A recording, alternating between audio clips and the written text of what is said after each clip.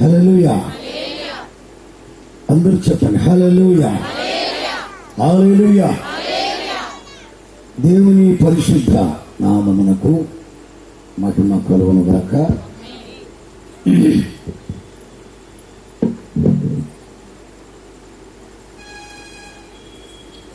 నన్ను ప్రేమతో ఆహ్వానించిన దైవజనులకి వందనాలు చెల్లిస్తున్నాను. ఈ రాత్రి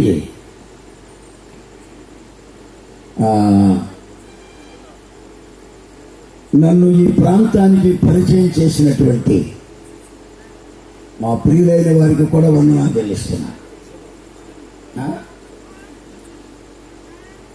చాలా సంతోషం.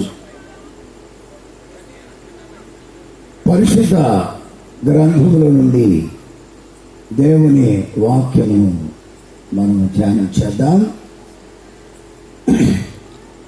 పరమగీతము 7వ అధ్యాయం 13వ వచనం చదువుదాం. పరమగీతము 7వ అధ్యాయము 13వ వచనం చదువుదాం. పుత్రదాత వృక్షము సువాసననిచ్చుచున్నది. నా ప్రియుడా, నేను నీ కొరకు దాచి ఉంచిన నానావిధ శ్రేష్ఠ ఫలములు పచ్చివియు పండువియు మా ద్వార బంధముల మీద వేలాడుచున్నవి. చాలు. ఈ రాత్రి మనం ధ్యానం చేస్తున్న మూల వాక్యం పుత్రదాత వృక్షము. ప్రపంచంలో చాలా వృక్షాలు ఉన్నాయి. బైబిల్లో కూడా కొన్ని వృక్షాలను గురించి ప్రభు చెప్పాడు. పుత్రదాత వృక్షము సువాసననిచ్చుచున్నది. చిన్న ప్రార్థన చేద్దాం. సర్వశక్తిమంతుడైన తండ్రి, మా గొప్ప రక్షకుడా, నీకు స్తోత్రములు చెల్లిస్తున్నాం. ప్రభు, ఈ రాత్రి 2వ రాత్రి సభలో నీ బిడ్డలతో కలిసి మీ వాక్యము నేర్చుకోవడానికి, ధ్యానించడానికి ఇచ్చిన అవకాశాన్ని బట్టి వందనాలు. దైవజనులైన వారిని బలపరచండి, సంఘ బిడ్డలను బలపరచండి, ఆర్కెస్ట్రా వారిని మీరు ఆశీర్వదించండి. అద్భుతమైన జ్ఞానం ఇచ్చావు. బ్రహ్మాండమైన వాయిద్యములతో వారిని వాడుకుంటున్నందుకు స్తోత్రం. పరిశుద్ధ గ్రంథంలో ఉన్న వాయిద్యాలన్నీ కూడా ఇక్కడ చూస్తూ ఉన్నాం. మంచి సౌండ్ సిస్టమ్ ఇచ్చావు తండ్రి, మంచి లైటింగ్ ఇచ్చావు, అందుకై స్తోత్రం. ప్రతి పరిచర్య చేస్తున్న బిడ్డలందరినీ కూడా ఆశీర్వదించండి. ఈ సభను నీ మహిమార్థంగా జరిగించండి. ప్రభువా, ఈ రాత్రి మీరు హెచ్చింపబడాలి, నేను తగ్గించబడాలి. వాక్యము వినగల చెవి, గ్రహించే మనసు ప్రతి ఒక్కరికి ఇవ్వండి. వాక్యమును నా శక్తి కలిగించు, నిద్రమత్తు రాకుండా చేయండి. వాతావరణం మీ స్వాధీనంలో ఉంచమని వేడుకుంటున్నాం. శబ్దయంత్రము ద్వారా ఎంత దూరము వినబడుతున్నదో, ఇది మతము కాదు, మార్గమని, పరలోకానికి మార్గమని గ్రహించే ఆలోచన అనుగ్రహించమని వేడుకుంటున్నా. సంఘముని ఇంకా ఆశీర్వదించి మహిమ పొందండి. యేసునామమున వేడుకొనుచున్నాను తండ్రి, ఆమేన్. హల్లెలూయా. పరమగీతం అనగానే మా ప్రాంతంలో చాలా సంఘాల వాళ్ళు, చాలా మంది పాస్టర్లు పరమగీతం చదవరు. ఎందుకంటే అంత ప్రేమను కూర్చున్నటువంటి పదాలు ఉన్నాయి. ప్రియుడు, ప్రియురాలు, ఈ గోడలతో మనకెందుకులే, ఇది చదవకుండా ఉంటేనే పోతని కొంతమంది పట్టించుకోరు. కానీ అందులో చాలా ఆధ్యాత్మికమైనటువంటి సందేశాన్ని పరిశుద్ధాత్ముడు జ్ఞాని అయిన సొలొమోను ద్వారా వ్రాయించారు. బైబిల్ గ్రంథాన్ని రాసిన 39 మంది వ్యక్తులలో సొలొమోను ఒకడు. దావీదు కుమారుడైన సొలొమోను, రాజైన సొలొమోను, ప్రసంగి అయిన సొలొమోను, జ్ఞాని అయిన సొలొమోను, చాలా బిరుదులు ఉన్నాయి. దావీదు అతనికి పట్టాభిషేకం చేసి చనిపోయిన తరువాత అతడు భూస్థాపన కార్యక్రమం చేసిన తర్వాత రాజ్యాన్ని పరిపాలించడం మొదలుపెట్టినప్పుడు అతనికి ఒక ఆలోచన వచ్చింది. ఆలోచన ఏంటంటే, ఇంత చిన్న వయసులో ఇంత గొప్ప భావన నా మీద పెట్టాడు కాబట్టి నా దేవునికి నేను కృతజ్ఞత చెల్లించాలి. హల్లెలూయా! ఎంత మంచి ఆలోచన. చాలా మంది గొప్ప గొప్ప వాళ్ళు ఉన్నారు, కృతజ్ఞత భావము లేకుండానే బ్రతుకుతున్నారు. తుడియోడికి వెళ్ళాడు, కృతజ్ఞత బలి. బలుల్లో చాలా రకాల బలులు ఉన్నాయి పాత నిబంధనలో. పాప పరిహారార్థ బలి, అపరాధ పరిహారార్థ బలి, కృతజ్ఞత బలి, సమాధాన బలి, అట్లా బలులు ఉన్నాయి. బైబిల్లో 7 రకాల బలులు ఉన్నాయి. ఇతను కృతజ్ఞత బలి అర్పించి ఆ రాత్రి అక్కడ పడుకొని నిద్రపోతుంటే దేవుడు కలలో ప్రత్యక్షమయ్యాడు. హల్లెలూయా! దేవుడు మాట్లాడతాడా? దేవుడు మాట్లాడతాడు. దేవుడు మానవుని చేతుల ద్వారా చేయబడిన వ్యక్తి కావాలి. స్వయంభవం, వర్తమానమూత భవిష్కాలంలో ఉన్నటువంటి దేవుడు, ఆది అంతమైనటువంటి దేవుడు, మాట్లాడే దేవుడు. సొలొమోన్, నీకేం కావాలి కోరుకో అంటే కల్లోనే అతను అంటున్నాడు, నాకు బుద్ధి జ్ఞానం తెచ్చి, బంగారం కాని, వెండి కాని, ఐశ్వర్యం కాని, అంతస్తు కాని, అశ్వబలం, రథబలం, అందబలం, ఖండబలం, తిండి బలం, మంది బలం, మార్బలం, ఏ బలాలు కోరలేదు. నాకు నీ జ్ఞానము దాయిచేయి, బుద్ధి దాయిచేయి. ఎంత అద్భుతమైన మాట. దేవుడు చాలా సంతోషపడి జ్ఞానంతో పాటు సకల ఐశ్వర్యములను అతనికి దేవుడిచ్చాడు. హల్లెలూయా చెప్పండి. దేవుని స్వరము కలలో విన్నాడు కదా. ఈ సన్న స్వరమన్నా నీవెప్పుడైనా విన్నావా? ఈ సన్న స్వరమన్నా ఏదేను తోటలో ఆదాము జడగా ఆ దేవుడే పిలిచే.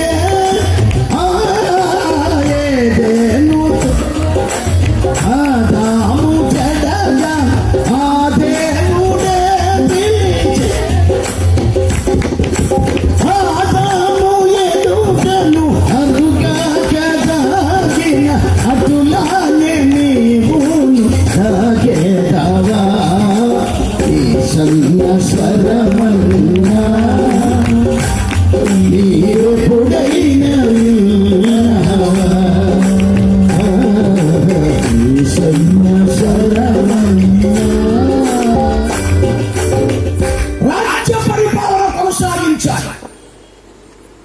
మొట్టమొదటి రాసిన పుస్తకమే పర్వగీత. యవన కాలంలో ఉన్నప్పుడు రాశాడు. మధ్య వయసులోకి వచ్చినాక సామెతల గ్రంథం రాశాడు. ముసలితనానికి వచ్చాక అంత అయిపోయింది, అనుభవించి మొత్తం వ్యర్థమని ప్రసంగి రాశాడు. 1,005 కీర్తనలు రాశాడు. 3,000 సామెతలు రాశాడు. వృక్ష శాస్త్రం, పక్షి శాస్త్రం, జంతు శాస్త్రం, సకల శాస్త్రములను రాసిన వ్యక్తి సొలొమోన్.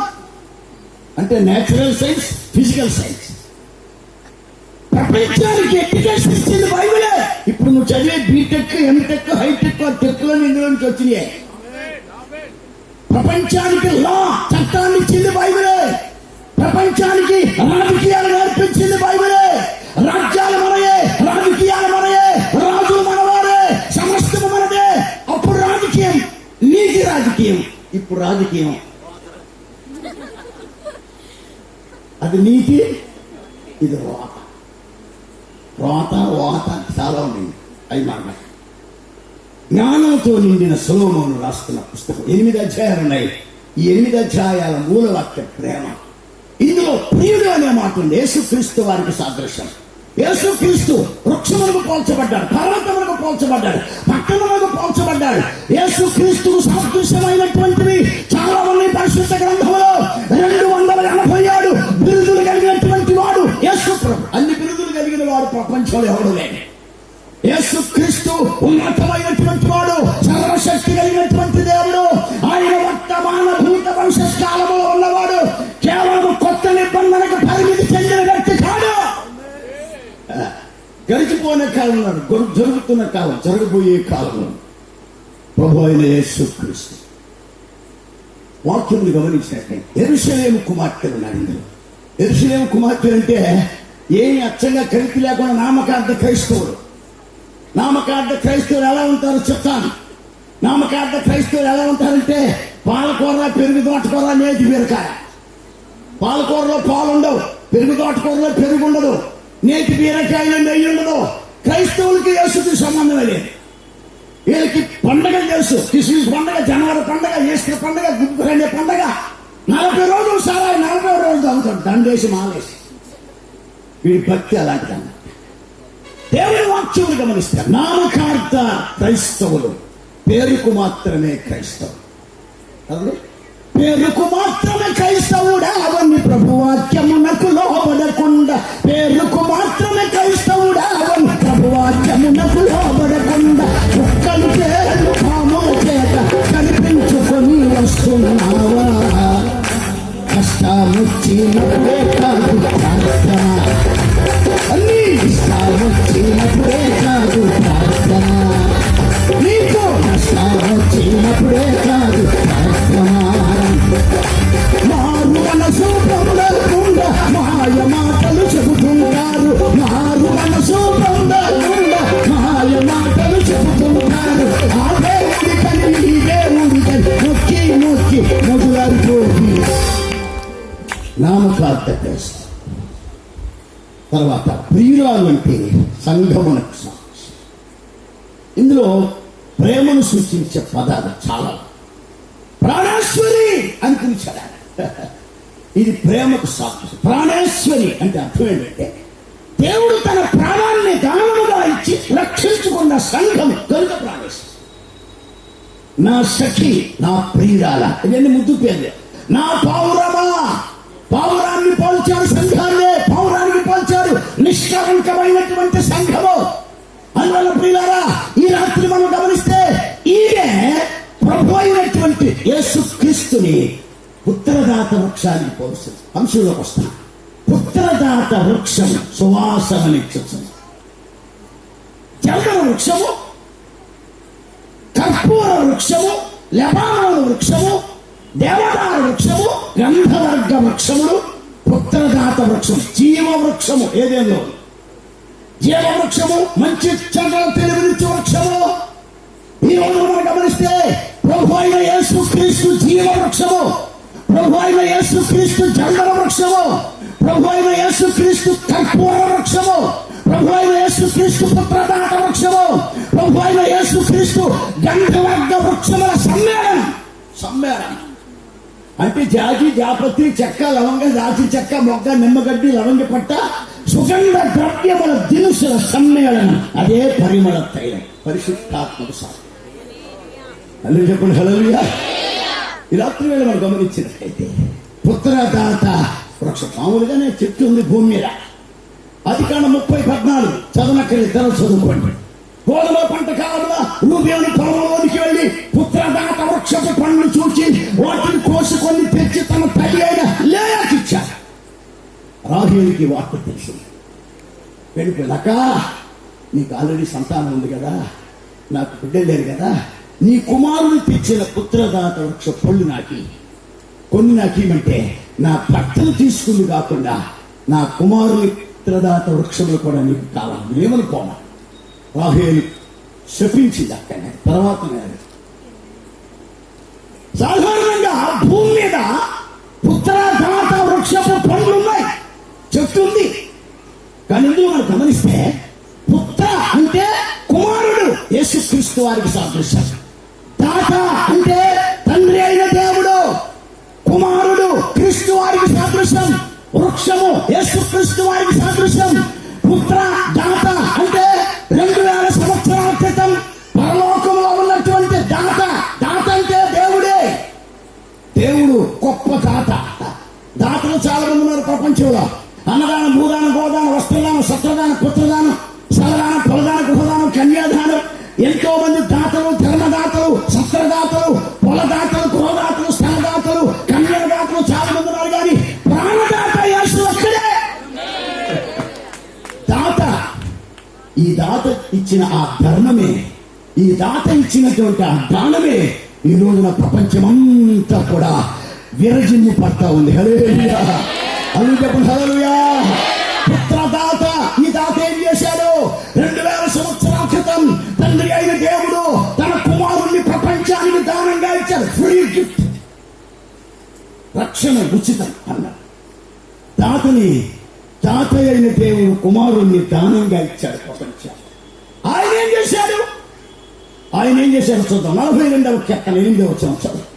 42వ కీర్తన 8వ వచనంలో బ్రహ్మాండమైనటువంటి కీర్తన దావీదు రాస్తున్నాడు. మంచి మాట రాస్తున్నాడు. పగటివేళ యెహోవా తన కృప కలుగని ఆజ్ఞాపించును. రాత్రివేళ ఆయనను గూర్చిన కీర్తనయు, నా జీవదాత అయిన దేవుని గూర్చిన ప్రార్థనయు. చెప్పండి హల్లెలూయా. జీవదాత అయినటువంటిది ఈయన.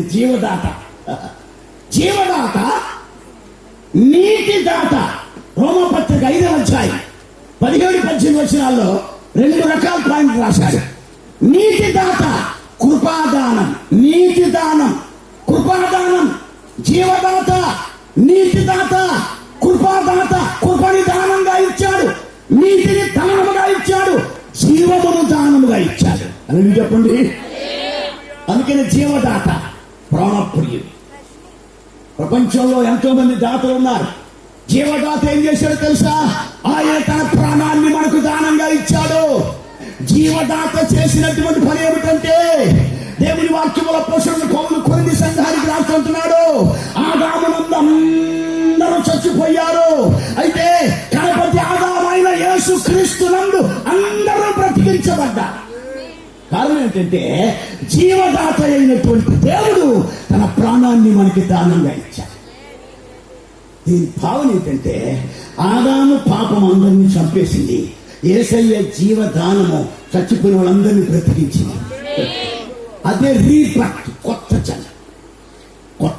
సాధారణంగా ఉదదాత వృక్ష పళ్ళు ఎందుకు తింటారంటే, గర్భఫలం లేని వాళ్ళు, గొడ్రాళ్ళు సంతానము కోసం, గర్భఫలము కోసం ఆ పళ్ళు తింటారు. బట్ యేసుక్రీస్తు ప్రపంచానికి ఒక నూతనమైన జన్మనిచ్చాడు. ఆదామునందరూ చచ్చిపోయారు. యేసుక్రీస్తు ద్వారా తండ్రి అయిన దేవుడు ప్రపంచానికి నూతన జన్మనిచ్చాడు. నూతన జన్మ, అదే ద్విజన్మ. దాన్ని తీటి పత్రం పునర్జన్మ అంటారు. నూతన జన్మ, ద్విజన్మ, పునర్జన్మ. పునర్జన్మనిచ్చే పుత్రదాత వృక్షమే ప్రభు అయిన యేసు. చాలా మందికి గ్రంథాలు తెలుసు, శాస్త్రాలు తెలుసు, ధర్మశాస్త్రం తెలుసు. మారు మనసు చేయి. అర్ధరాత్రి వేళ చూడక ఆయన, అయ్యా అబ్బో బ్రహ్మాండంలో నువ్వు చాలా గొప్పవాడు అంటే అన్ని మాటలనిచ్చి ఆయన అన్నాడు, ఒకడు కొత్తగా జన్మించాలని. నేను 90 ఏళ్ల ముసలోడిని, 100 సంవత్సరాలు తిని నేను మళ్ళీ తిరిగి పుట్టడం ఏంటి అని ప్రశ్నించడేసాను. అప్పుడు ఆయన అన్నాడు, ఒకడు నీటి మూలముగాను ఆత్మ మూలముగా జన్మించాడు. హల్లెలూయా. పుత్రదాతలో ఆత్మ ఉన్నది, పుత్రదాతలో నీరు ఉన్నది. ఒక మనుషుడు రక్షణ పొందడానికి 3 సాక్ష్యాలు పెట్టాడు. ఆత్మయు, రక్తమును, నీరును సాక్ష్యమిస్తుందని 1 యోహాను పత్రికలో 3 సాక్ష్యాలు పెట్టాడు.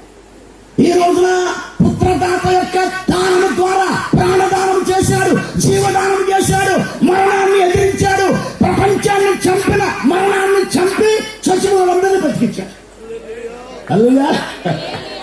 ఆదామునందు అందరూ చచ్చిపోయారు.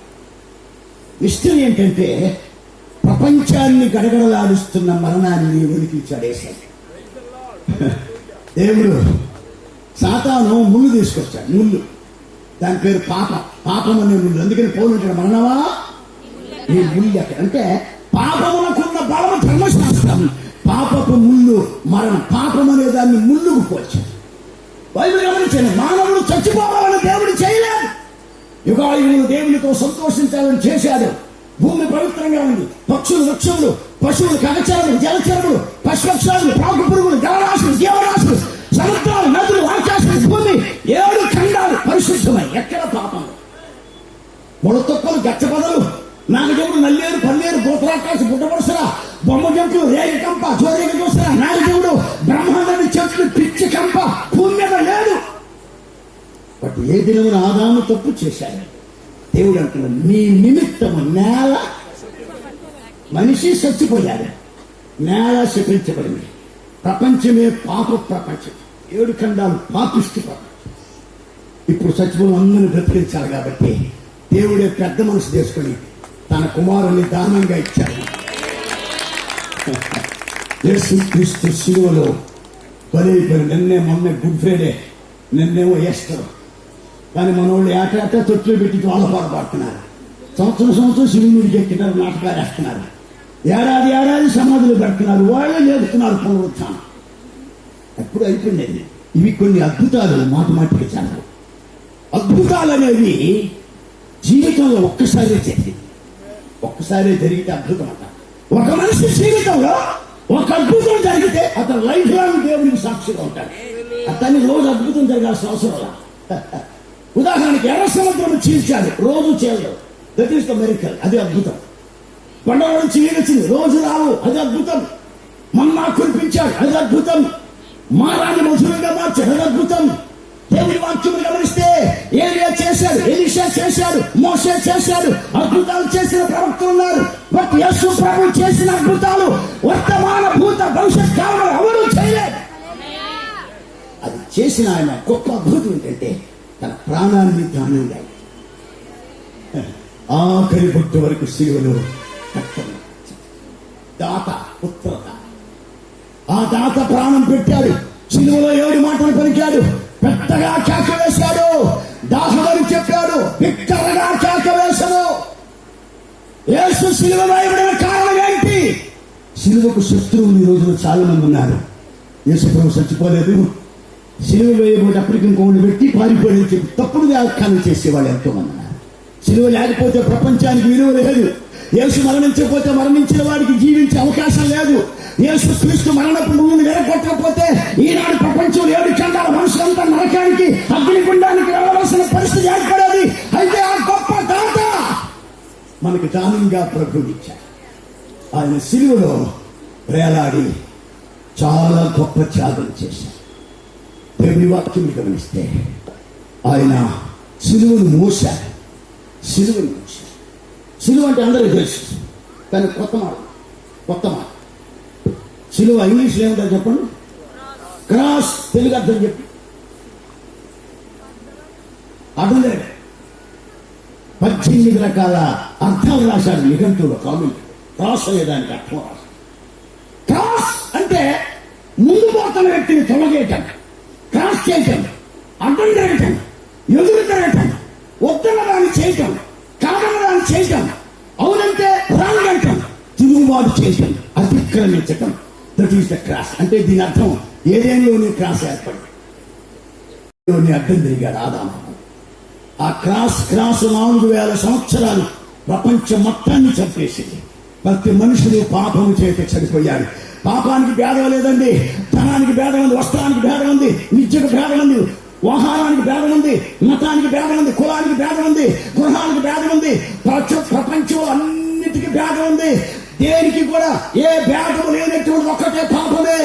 పాపం అందరిలో ఉంటుంది. నల్లవాళ్ళు, తెల్లవాళ్ళు, పొడుగోళ్ళు, పుట్టోళ్ళు, లావుటోళ్ళు, సన్నటోళ్ళు, ధనవంతులు, విద్యావంతులు, శాస్త్రవేత్తలు, పండితులు, ప్రముఖులు, వేదాంతులు, సిద్ధాంతులు, అధిపతులు, భూపతులు, శతాధిపతులు, సేనాధిపతులు, మఠాధిపతులు, పీఠాధిపతులు, మంత్రులు, సామంతులు, ముఖ్యమంత్రులు, ప్రధానమంత్రి, రాష్ట్రపతి, గవర్నర్, అందరిలో పాపం.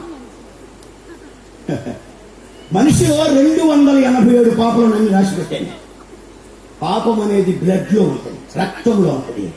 రక్తం ప్లాట్ఫారం ఉన్నవాడికి రక్తం ఉంటుంది. ప్రధానమంత్రి కూడా రక్తం ఉన్న ప్రతి మనిషిలో పాపం ఉంటుంది. అందుకనే దేవుడు చూసినట్టే పాప పరిహారార్థమై రక్త మాంసములు కలిగిన వాడుగా, ఎడ్ల రక్తము, మేకల రక్తము, పొట్టేల రక్తము పాపములను తీసివేయట అసాధ్యం. నదుల్లో మునిగితే, సముద్రాలు మునిగితే మట్టిపాటు కానీ పాపం. గుండె చేర్చుకుంటే వారానికి ఎండుకుని వస్తే గుండె మార. దేవునికి గుండె అవసరం, గుండె కా. అందుకని నిర్దోషమైన, నిష్కళంకమైన, అమూల్యమైన రక్తమును పూర్తిగా ఆయన కాచారు. ఎక్కడో ఏదేని తోటలో ఆదాము తప్పు చేస్తే ఉత్తరము, దక్షిణము, తూర్పు, పడవల 4 దిక్కులు వ్యాపించి కంప్లీట్ గా వ్యాపించి యేసుక్రీస్తు ప్రపంచానికి మధ్యస్థలం, నడిబొడ్డులో ఆయన గొల్గోతా అనే కపాలమనబడిన స్థలములో ఆయన రక్తం ప్రవహించింది కాబట్టి ఆ రక్త ప్రభావము ఉత్తరము, దక్షిణము, తూర్పు, పడమర 4 దిక్కులకు వెళ్ళింది. ఆ ప్రభావం పాతాళ పరమేశ్వరు కూడా వెళ్ళింది. యేసుప్రభు సమాధిలో వీళ్ళు సుగంధ ద్రవ్యాలు తీసుకొచ్చారు. మనలో కూడా చాలా మంది సమాధులతో ఉపయోగించాం కదండి. ప్రభు దూత చెప్పింది, సజీవుడైన వాడిని మీరు ఎందుకు మృతుల్లో? ఓ సమాధికి పడిపోయింది కట్టు, మళ్ళా సెట్ చేయి, కానీ అక్కడ దండం పెట్టడా, అక్కడ కొబ్బరికాయ కొట్టడా, అక్కడ టెంటేసి మీటింగ్ పెట్టి పాస్టర్ ప్రసంగం చేస్తారు. ఏం చేస్తారు అక్కడ ఆదివారం? చాలా సంవత్సరాల క్రితం ఒక వ్యక్తిని సమాధి చేయడానికి సమాధుల తోటకు వెళ్ళాను. నేను మా సంఘ పెద్ద, ఆయన చనిపోయాడు. మంచి మంచి వ్యక్తి. ఆయన కానిస్టేబుల్గా చేస్తూ మారు మనసులు. ఆయన ఏంటంటే రాత్రిపూట 2-3 దొంగలు ఆయన హ్యాండల్ ఉంటారుగా, ఆయన సంఖ్యలు తీసి అమ్మడి పెట్టుకొని ఇంటికి చేసుకొచ్చి వేడి నీళ్ళు పెట్టించి స్నానం చేపించి భార్య చేత అన్నం వండించి ఫోన్ చేసినాక కూర్చొని వాక్యం చెప్పి మళ్ళీ తీసుకెళ్ళి వేరేగా ఆయన చేశాడు. మేమిద్దరం వెళ్ళాం సమాధి తోటకి. సమాధుల తోటకి వెళ్తే ఒక బ్రహ్మాండమైనటువంటి సమాధి కనపడు. బ్రహ్మాండంగా ఉందంటే అంత పాలనాలతో సెట్ చేసి ఫస్ట్, సెకండ్ 3 స్టెప్పులు కట్టారు. పైన గోపురం లాగా ఒక గూడు కట్టారు. ఆ గూడు లోపల ఒక కొత్త రిఫరెన్స్ బైబిల్ తీసుకెళ్ళి ఓపెన్ చేసి అందులో పెట్టి గ్లాస్ ఫిట్ చేసి మెస్ పెట్టాడు. పిల్లలు రాళ్ళు వేసింది కూడా పగలకం. దాన్ని చూశాను. అయ్యగారు అంటే, నేను అయ్యగారు అంటాను, పెద్ద ఆయన కదా. అయ్యగారు, ఇంట్లో ఉంటే ఎవడెవడో చదువుకుంటారు కదా బైబిల్, వీళ్ళేంటి ఇక్కడ పెట్టారు బైబిల్ అని చెప్పాడు కదా ఆయన. ఆయన అన్నాడు చిలక్తిగా, అయ్యగారు నువ్వు పిల్లోడివి. నిజంగా పిల్లోడిని అప్పుడు, నువ్వు పిల్లోడు, నీకు తెలియదు, నేను చెప్తా వినని. ఈ చచ్చిపోయినోడికి పట్టుకుండా బైబిల్ చదవడానికి తీరకలేదంట. అందుకని రోజు వచ్చి చదువుకొని పోతున్నాడు పెట్టాడు బైబిల్. చాలా విచిత్రమైనది. దేవుని యొక్క మరణపు విలువ తెలియని క్రైస్తవులు ఎంతో మంది ఉన్నారు. సిలువ విలువ తెలియని క్రైస్తవులు ఎంతో మంది ఉన్నారు. దాత విలువ తెలియని క్రైస్తవులు ఎంతో మంది ఉన్నారు. ఆయన జీవదాత, ఆయన ప్రాణదాత, ఆయన నీతిదాత, ఆయన కృపాదాత. ఆయన కృప చేతనే మనము రక్షించబడితిమి. మనము నీతిని అనుసరించి చేసిన క్రియల మూలంగా కాక, తీతిపత్రిక 3వ అధ్యాయం 5వ వచనం రాస్తాడు, పునర్జన్మ సంబంధమైన స్నానం ద్వారా పరిశుద్ధాత్ముడు మనకు నూతన స్వభావం కలుగజేయడం ద్వారా మనలను రక్షించాడు. యేసుక్రీస్తునందు మనకి రక్షణ ఆ దాత కాచిన రక్తము ద్వారా వచ్చింది. హల్లెలూయా. అందుకు చెప్పండి హల్లెలూయా.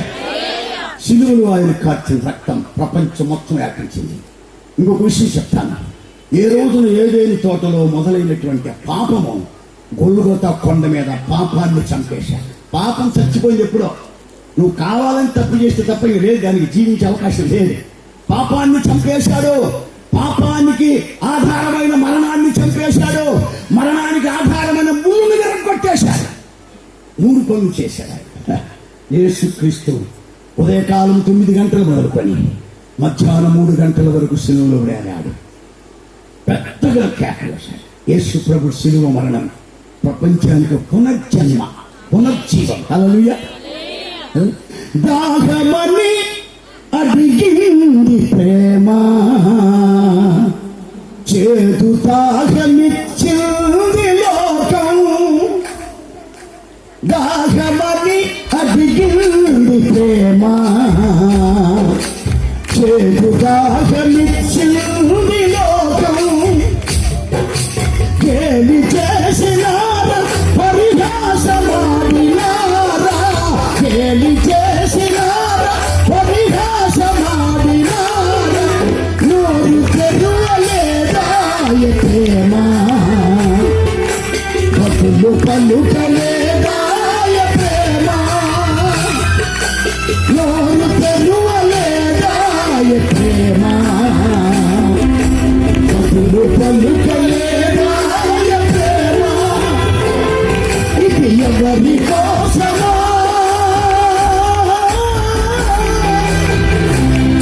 ఈ జనుల కోసమే, ఈ జగతి కోసమే, ఈ జనుల కోసమే, ఈ జగతి కోసమే సిలువలో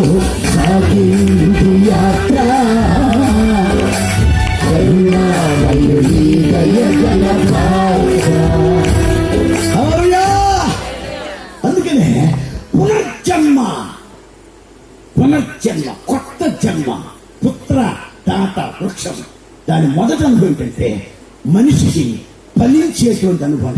ఫలించాలి, అదే మారు మనస్సుకు తగిన ఫలం. ఫలించే గర్భఫలం, గర్భఫలము, ప్రథమ ఫలము, విచ్ఛిన్నదాడిన ఫలము, మారు మనసు తగిన ఫలము, ఆత్మ ఫలము, నీతి ఫలము, సమాధాన ఫలము, వెలుగు ఫలము, చష్వ ఫలము, చాలా ఫలాలు ఉన్నాయి. అన్ని ఫలాల కంటే మొట్టమొదటి ఫలం మారు మనస్సు. మారు మనస్సు అనే ఫలము. మారు మనస్సు పొందిన తర్వాత బాప్తిసం తీసుకోవాలి. అదే పునర్జన్మ. పుత్రదాత వృక్షములో ఉన్న గొప్ప అనుభవం ఏంటంటే కొత్త జన్మ మానవునికి ఇచ్చేటువంటి వృక్షమే ప్రభు అయిన యేసు. యేసుక్రీస్తులో నీకు నూతన జన్మ కావాలి. మారు మనసు పొందావా? బాప్తిసం తీసుకున్నావా? ఎన్నో సంవత్సరాలుగా మందిరానికి వస్తున్నావు, ఇంతవరకు బాప్తిసం తీసుకోలేదు. సంవత్సరాల తరబడి వాక్యం వింటున్నావు, కానీ మారు మనసు లేదు. కానికిస్తున్నావు, వందనాలు చెప్తున్నావు, అన్ని కార్యక్రమాల్లో పాలు పంపులు పొందుతున్నావు, పరిచర్య చేస్తున్నావు. ముద్ర ఏది మరి? ముద్ర ఏది? ఎవరి పేరైన 20 అధ్యాయం చివరిలో రాస్తాడు ప్రకటన గ్రంథంలో, ఎవరి పేరైన జీవ గ్రంథమందు రాయబడినట్టు కనబడినలా వాడు అగ్ని గుండములు పడవేయబడును. నువ్వెంత ఖర్చు పెట్టావో అంతకు డబుల్ రెట్టింపు నువ్వు బతుకుండంగా ఇస్తారు, కానీ నువ్వు నిత్య జీవంలోకి రానివ్వడు. ఎందుకంటే నీకు ముద్ర లేదు. ఎవరి పేరైనను అంటే ఎంత మొనగాడైనా, ఎంత గొప్ప ఉన్నత స్థానములో ఉన్న వ్యక్తి అయినా అతని పేరు జీవ గ్రంథములో రాయబడాలి. జీవ గ్రంథములో రాయబడాలంటే నువ్వు చేయాల్సిన పని అవుతుంది. మారు మనసు పొంది పాపిని ఒప్పుకొని ఆయన నామములోనికి బాప్తిసం తీసుకుంటే వెంటనే దేవదూతలు నీ పేరు గ్రంథములో రాస్తారు. పునర్జన్మ, పుత్రదాత. కనుక కొత్త జన్మ రక్షణ భాగ్యం. ప్రపంచానికి రక్షణ మతంలో లేదు, కులంలో లేదు, ఆచారాల్లో లేదు, సిద్ధాంతాలు లేదు, మానవ కల్పితమైన గ్రంథాలలో లేదు. పంచభూతాలలో, వర్తమాన భూత భవిష్యత్ కాలంలో ఆకాశం ఉంది కానీ, ఆకాశం భూమి ఎందు కానీ, భూమి కింద నేల ఎందు కానీ ఈ నామమును తప్ప వేరొక నామమును రక్షణ పొందే అవకాశం లేదు. ప్రపంచములో ఉన్న నామాలని నీకు నామం పెట్టే, కానీ రక్షించే నామం యేసు. అది పుత్రదాత యొక్క వృక్షములో ఉన్న మొదటి అనుభవం ఏంటంటే కొత్త జన్మ. శరీర సంబంధమైన జన్మ వేరే, కొత్త జన్మ. తల్లి గర్భములు పుట్టావు, మళ్ళీ పుట్టాను. అలా ఎలా పుట్టానంటే వాక్యము ద్వారా పుట్టారు. వాక్య బీజము చేత. మీరు శరీరమునకు పుట్టిన వారు కాదు గాని వాక్య బీజమునకు పుట్టిన వారిని యోహాను సువార్త 1వ అధ్యాయంలో ఆ మాట రాస్తారు. ఈ రాత్రి పుత్రదాత వృక్షముల మొదటి అనుభవం ఏంటంటే కొత్త జన్మ. రెండో మాట చెప్తున్నా, పుత్రదాత పండ్లు. వెనకటి రోజులు ఏం చేసేవాళ్ళంటే ఏదైనా జబ్బు చేస్తే మెడిసిన్ మందుకు ఉపయోగిస్తారు, మందుగా వాడతారంట దాన్ని. చరిత్రలో యేసుక్రీస్తులో కూడా స్వస్థత ఉన్నది. హల్లెలూయా. ఆయన రక్షకుడు, స్వస్థపరిచేవాడు. యేసు ప్రభువులో రక్షణ ఉన్నది, కొత్త జన్మ ఉన్నది. యేసు ప్రభువులో స్వస్థత ఉన్నది. హల్లెలూయా. స్వస్థత. ఈ రోజుల్లో చాలా మంది పాస్టర్లు ఎక్కువ రాంగ్ డాక్టరీస్ చెప్తున్నారు. నేను అనుకోవటం ఏంటంటే ఇప్పుడు సువార్త ప్రజలకు కాదు, పాస్టర్లకు కావాలి. ఇప్పుడు వాక్యం పాస్టర్లు ఎక్కువ, పాస్టర్లకే. సంవత్సరం మొత్తం మీద ఎక్కువగా పాస్టర్స్ కాన్ఫరెన్స్ లో మాట్లాడతాను, సువార్త సభలు తక్కువ. ఎందుకంటే ఒకడేమో మారుమనసు అంటున్నాడు, ఒకడేమో అసలు బాప్తిసం అక్కర్లేదు అంటున్నాడు, ఒకడేమో ఆదివారం రాము శనివారం కరెక్ట్ అంటాడు, ఒకడేమో వాయిద్యాలు లేవంటాడు, ఇంకోడేమో అసలు స్వస్థతే లేదంటున్నాడు, ఇంకోటి అసలు పరిశుద్ధాత్మ లేదన్నాడు. ఇంకేంటంటే ఆదివారం చర్చిపో, డైరెక్ట్ గా మహిమలోకి వెళ్ళిపోతాం. అన్ని దాగుడు, సారా దాగుడు, సుట్టు దాగుడు, సిగరెట్ దాగుడు, బీడీ దాగుడు, పాన్ పరగా, క్రేన్ గుట్టగా. ఒకడు గుట్టగా తిని పెందలుగా జటకాలు ఎక్కుతున్నాడు. గుట్టగా తింటే జటకా ఎక్కుతాం, గుట్టగా తింటే జటకా ఎక్కితే మానుకోయి రాత్రి. దేవుని వాక్యం గమనిస్తే పరిశుద్ధాత్మ బోధ కావాలి, అపోస్తలుల బోధ కావాలి. నీవు తిరిగి పుట్టాలి. ఆ తర్వాత నీకు 2 రకాల స్వస్థతలు కావాలి. ఒకటి శరీర సంబంధమైన స్వస్థత, రెండవది ఆత్మ సంబంధమైన స్వస్థత. బుద్ధికి స్వస్థత కావాలి. అందుకని దావీదు అంటాడు, నాకు నూతనమైనటువంటి బుద్ధి నాకు మరలా పుట్టించమని రాస్తాడు. అందుకనే యేసుక్రీస్తులో స్వస్థత ఉన్నది. హల్లెలూయా చెప్పండి. హల్లెలూయా. యేసుక్రీస్తులో స్వస్థత ఉన్నది. ఆయన స్వస్థపరిచే దేవుడు. ఎందుకంటాడు, నిన్ను స్వస్థపరచే యెహోవాను నేనే. ఈనాడు ఎంతో మంది భయంకరమైనటువంటి వ్యాధుల నుంచి స్వస్థత పొందిన వ్యక్తులు ఇక్కడ చాలా మంది ఉంటారు. సంఘంలో చాలా మంది స్వస్థత పొందిన వాళ్ళు ఉంటారు. డాక్టర్కి అర్థం కాని జబ్బులు బాగైన వాళ్ళు ఎంతో మంది ఉంటారు. వాళ్ళు విజృంభించాలి, వాళ్ళు సాక్ష్యం చెప్పాలి. ఆయన స్వస్థపరిచే దేవుడని, ఆయన పుత్రదాత వృక్షమని, ఆయన రక్తంలో స్వస్థత ఉన్నదని, ఆయన వాక్కులో స్వస్థత ఉన్నదని నీవు సాక్ష్యం ఇచ్చి ఆయన్ని ప్రకటించాలి. స్వస్థపరిచేటువంటి వృక్షం యేసుక్రీస్తులో స్వస్థత. హల్లెలూయా చెప్పండి. హల్లెలూయా. మా సంఘంలో మధ్యలో వచ్చింది ఒక ఆమె. మధ్యలో అంటే ఎక్కడో రక్షణ పొందింది. ఆత్మీయతను ఎదగడానికి మా దగ్గరికి వచ్చింది. మా దగ్గరికి వచ్చేటప్పటికి 2 ఆపరేషన్లు అయిపోయినాయి. మా దగ్గరికి వచ్చినాక మళ్ళీ 3 ఆపరేషన్కి వెళ్ళింది. ఆయన మిలిటరీలో పనిచేసి రిటైర్డ్ అయిపోయారు. హాస్పిటల్లో చేరింది. మాకు కబురించిన అన్నయ్య ఒకసారి వచ్చి ప్రార్థన చేశాలండి. అన్నయ్య నన్ను అయితే అయ్యా అంటారు, అబ్బాయి అంటారు, ఎందుకంటే చిన్నోండి కదా. సరే అక్క ప్రేయర్ చేస్తాను. అందరూ వెళ్ళి తెలిసిన వెళ్ళి ప్రేయర్ చేసి వస్తున్నాను. హాస్పిటల్ అడ్మిట్ చేశారు. జబ్బేందో ఎవరికి తెలియదు, డాక్టర్ కూడా అర్థం కాల. స్పెషలిస్టు జనరల్ హాస్పిటల్లో ఉన్న వాళ్ళందరికంటే మోస్ట్ సీనియర్ డాక్టర్ దగ్గరికి వచ్చారు. ఆయన చూశాడు, స్క్రిప్ట్ రాశాడు మెడిసిన్. నర్సు రోజు వచ్చి వాడుతూ ఉంది. ఆమె పరిస్థితి ఏంటంటే కంటికి నోటికి మూత ఉండదు. 24 గంటలు వేదన మూలుగుతూ ఉండదు. పక్కోళ్ళు కూడా నిద్ర ఉండదు. భయంకరమైన బాధ.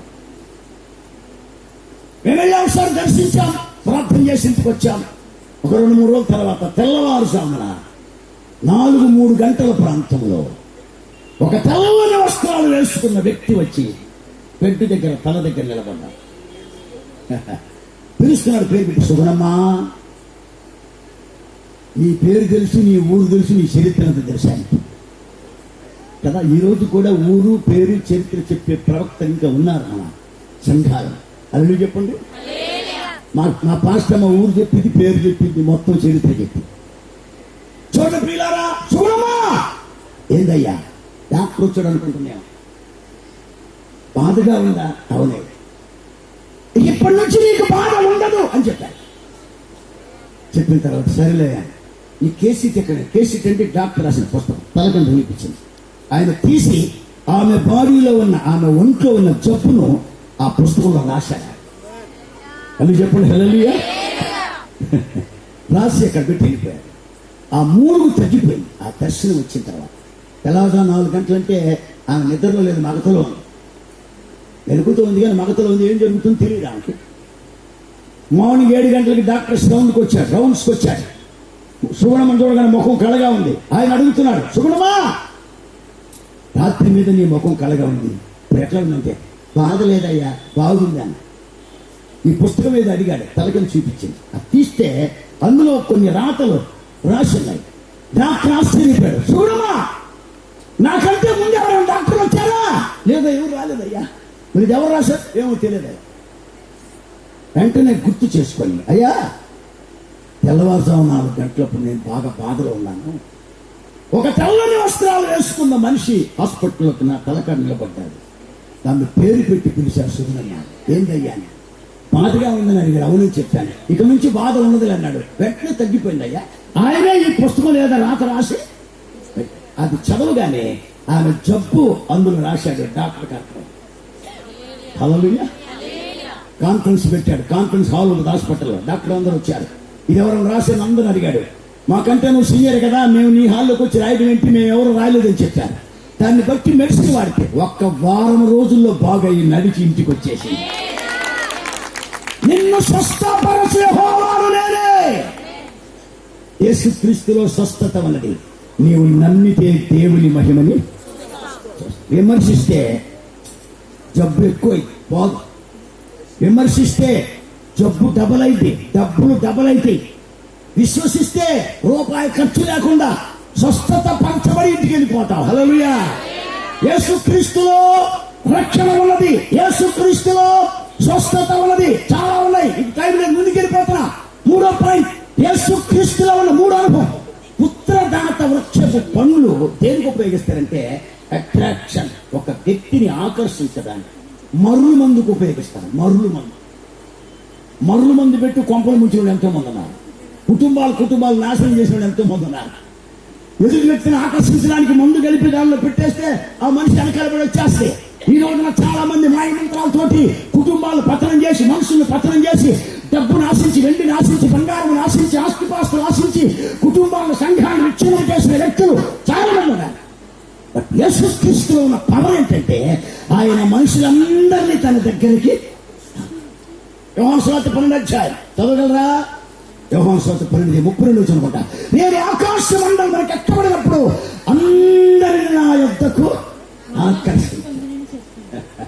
యేసుక్రీస్తులో ఆకర్షణ మతం కాదు. ఆయన ప్రపంచంలో మతాలు చాలా ఉన్నాయి, మతకర్తలు చాలా మంది ఉన్నారు. బైబిల్లో 66 గ్రంథాలు ఉన్నవే. ఎక్కడ యేసుక్రీస్తు మతకర్తని ఎక్కడ బైబిల్లో రాయలేదు. మతకర్తని వేదాంతులు, లోక సంబంధమైన శాస్త్రవేత్తలు ఆయనకి పేరు పెట్టి క్రైస్తవ మతకర్త యేసుప్రభు రాశాడు పుస్తకాలు. ఆయన చెప్పాడు నేను మతకర్తను రాయమని. తప్పు కదా? ఈ రోజున ప్రతి మతానికి ఒక కర్త ఉన్నాడు. బట్ క్రైస్తవ మతానికి యేసుక్రీస్తు టైటిల్ బోర్డు పుస్తకం రాశాడు. యేసుక్రీస్తు మతకర్త కాదు, బైబిల్లో లేదు. మరి ఎవరైనా సృష్టికర్త, ఆలోచనకర్త, సమాధానకర్త, రక్షణకర్త, విశ్వాసమునకు కర్త, ఆదరణకర్త, న్యాయకర్త, విచారణకర్త యేసుక్రీస్తు సర్వ సృష్టికి కర్త, సృష్టికర్త. యేసుప్రభు అమెరికా నుంచి ఇండియాకి వచ్చిన దేవుడి కాదు. ఆయన చిన్నాశయ ఖండంలోనే బెత్లెహేం ప్రాంతంలో పుట్టాడు. ఆయన యేసుక్రీస్తు అనేది మతం కాదు. అమెరికా పుట్టక ముందే యేసుక్రీస్తు వారు వచ్చాడు. మొదటి శతాబ్దంలో అప్పుడు కొన్ని దేశాలు లేవు భూమి మీద. తర్వాత మనుషులు వెళ్ళి వలస వెళ్ళి కొన్ని దేశాలు సృష్టించారు. యేసుక్రీస్తు సృష్టికర్త. ఈ బ్రహ్మాండమంతటికి ఆయనే కర్త, సృష్టికర్త. సర్వశక్తిమంతుడగు శ్రీ యేసుడి గొప్పవాడు, సైన్యములకు అధిపతి, సృష్టికర్త మన దేవుడు. సర్వశక్తిమంతుడగు శ్రీ యేసుడి గొప్పవాడు, సైన్యములకు అధిపతి, సృష్టికర్త మన దేవుడు. భూతవర్తమానమని సత్కాలందరికి నాడు, బలవంతుడు ధనవంతుడు, భూమిని దిగిని లేలువాడు, దేవుడే నా పక్షమై ఉండగా విరోధి ఎవ్వరూ నాకియా. దేవుడే నా పక్షమై ఉండగా. అందరూ చెప్పాలి హల్లెలూయా. ఆకర్షించాడు ఆయన. నేను ఆకాశమునికి ఎక్కబడినప్పుడు అందరినీ నా వైపుకు ఆకర్షించాను. దేవుని వాక్యంలో ఒక మాట ఉంది. పరమగీత 1 అధ్యాయం 4 అంటాడు, నీవు నన్ను ఆకర్షించుము, నేను నీ వద్దకు వచ్చేదము. షోలామికి మాట్లాడుతూ ఉంది, నీవు నన్ను ఆకర్షిస్తే నేను ప్రపంచం మొత్తం నీ దగ్గర తీసుకొస్తాను. ఈ రోజున యేసుక్రీస్తు ప్రేమ చేత ఆకర్షించబడిన వ్యక్తులు చాలా మంది ఉన్నారు. ఆయన ప్రేమలో ఆకర్షణ ఉన్నది, ఆయన వాక్యములో ఆకర్షణ ఉన్నది, పరిశుద్ధాత్మ శక్తిలో ఆకర్షణ ఉన్నది, ఆయన పరిశుద్ధాత్మ అభిషేకంలో ఆకర్షణ ఉన్నది, ఆయన ప్రేమలో ఆకర్షణ ఉన్నది, ఆయన వస్త్రములో ఆకర్షణ ఉన్నది, ఆయన సౌందర్యంలో ఆకర్షణ ఉంది. యేసుక్రీస్తు ప్రపంచాన్ని ఆకర్షించింది ఎందుకంటే రక్షించదు, నాశనం చేయడానికి కాదు. నాశన పాత్రుడు కూడా ఉన్నాడు, నాశనకర్త, లయకర్త వాడి పేరు. ప్రపంచాన్ని నాశనం చేసిన లయకర్త వాడి పేరు. సాతానుకు ఒక పేరుంది బైబిల్లో. 40 years బ్యాక్, 40 సంవత్సరాల క్రితం ప్రింట్ అయిన బైబిల్లో యెషయా 14 రాస్తాడు, ఓ తేజో నక్షత్రమా. తేజో నక్షత్రం అనే మాట దగ్గర నంబర్ వేసి కింద పుట్టినట్లో ఓ లూసిఫర్ అని రాశాడు. ఇప్పుడు బైబిల్ అదే. ఎందుకు లేదంటే దానికి అర్థం రాశాడు, పేరు రాయకుండా. తేజో నక్షత్రమా అంటే ఆ పేరుకి అర్థం. లూసిఫర్ అనే దానికి తేజో నక్షత్రము అని పేరు. లూసిఫర్ అంటే సాతాను, సాతానుకు సాధనం, సాతానుకు ఆయుధం. ఎప్పుడు మెడలో వేసుకొని తిరుగుతా ఉంటాం. ఏం చెప్పండి,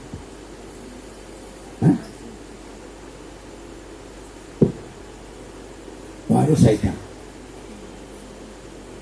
ఆత్మ సంఘములతో చెప్పుచున్న మాట చెలిగలవాడు అర్థం కాకపోతే మీటింగ్ అయినా రండి చూద్దాం. దేవుని స్తోత్రం చెప్పండి. హల్లెలూయా. సాతాన్ బట్ దేవుడు రక్షణకర్త. అందుకనే ఆయన ప్రపంచ మొత్తాన్ని ఆకర్షించాడు. ఒక్క సమరయ స్త్రీతో మాట్లాడు అంతే. ఒక సమరయ స్త్రీతో ఆయన మాటలు విమర్శలే కానీ అట్రాక్షన్.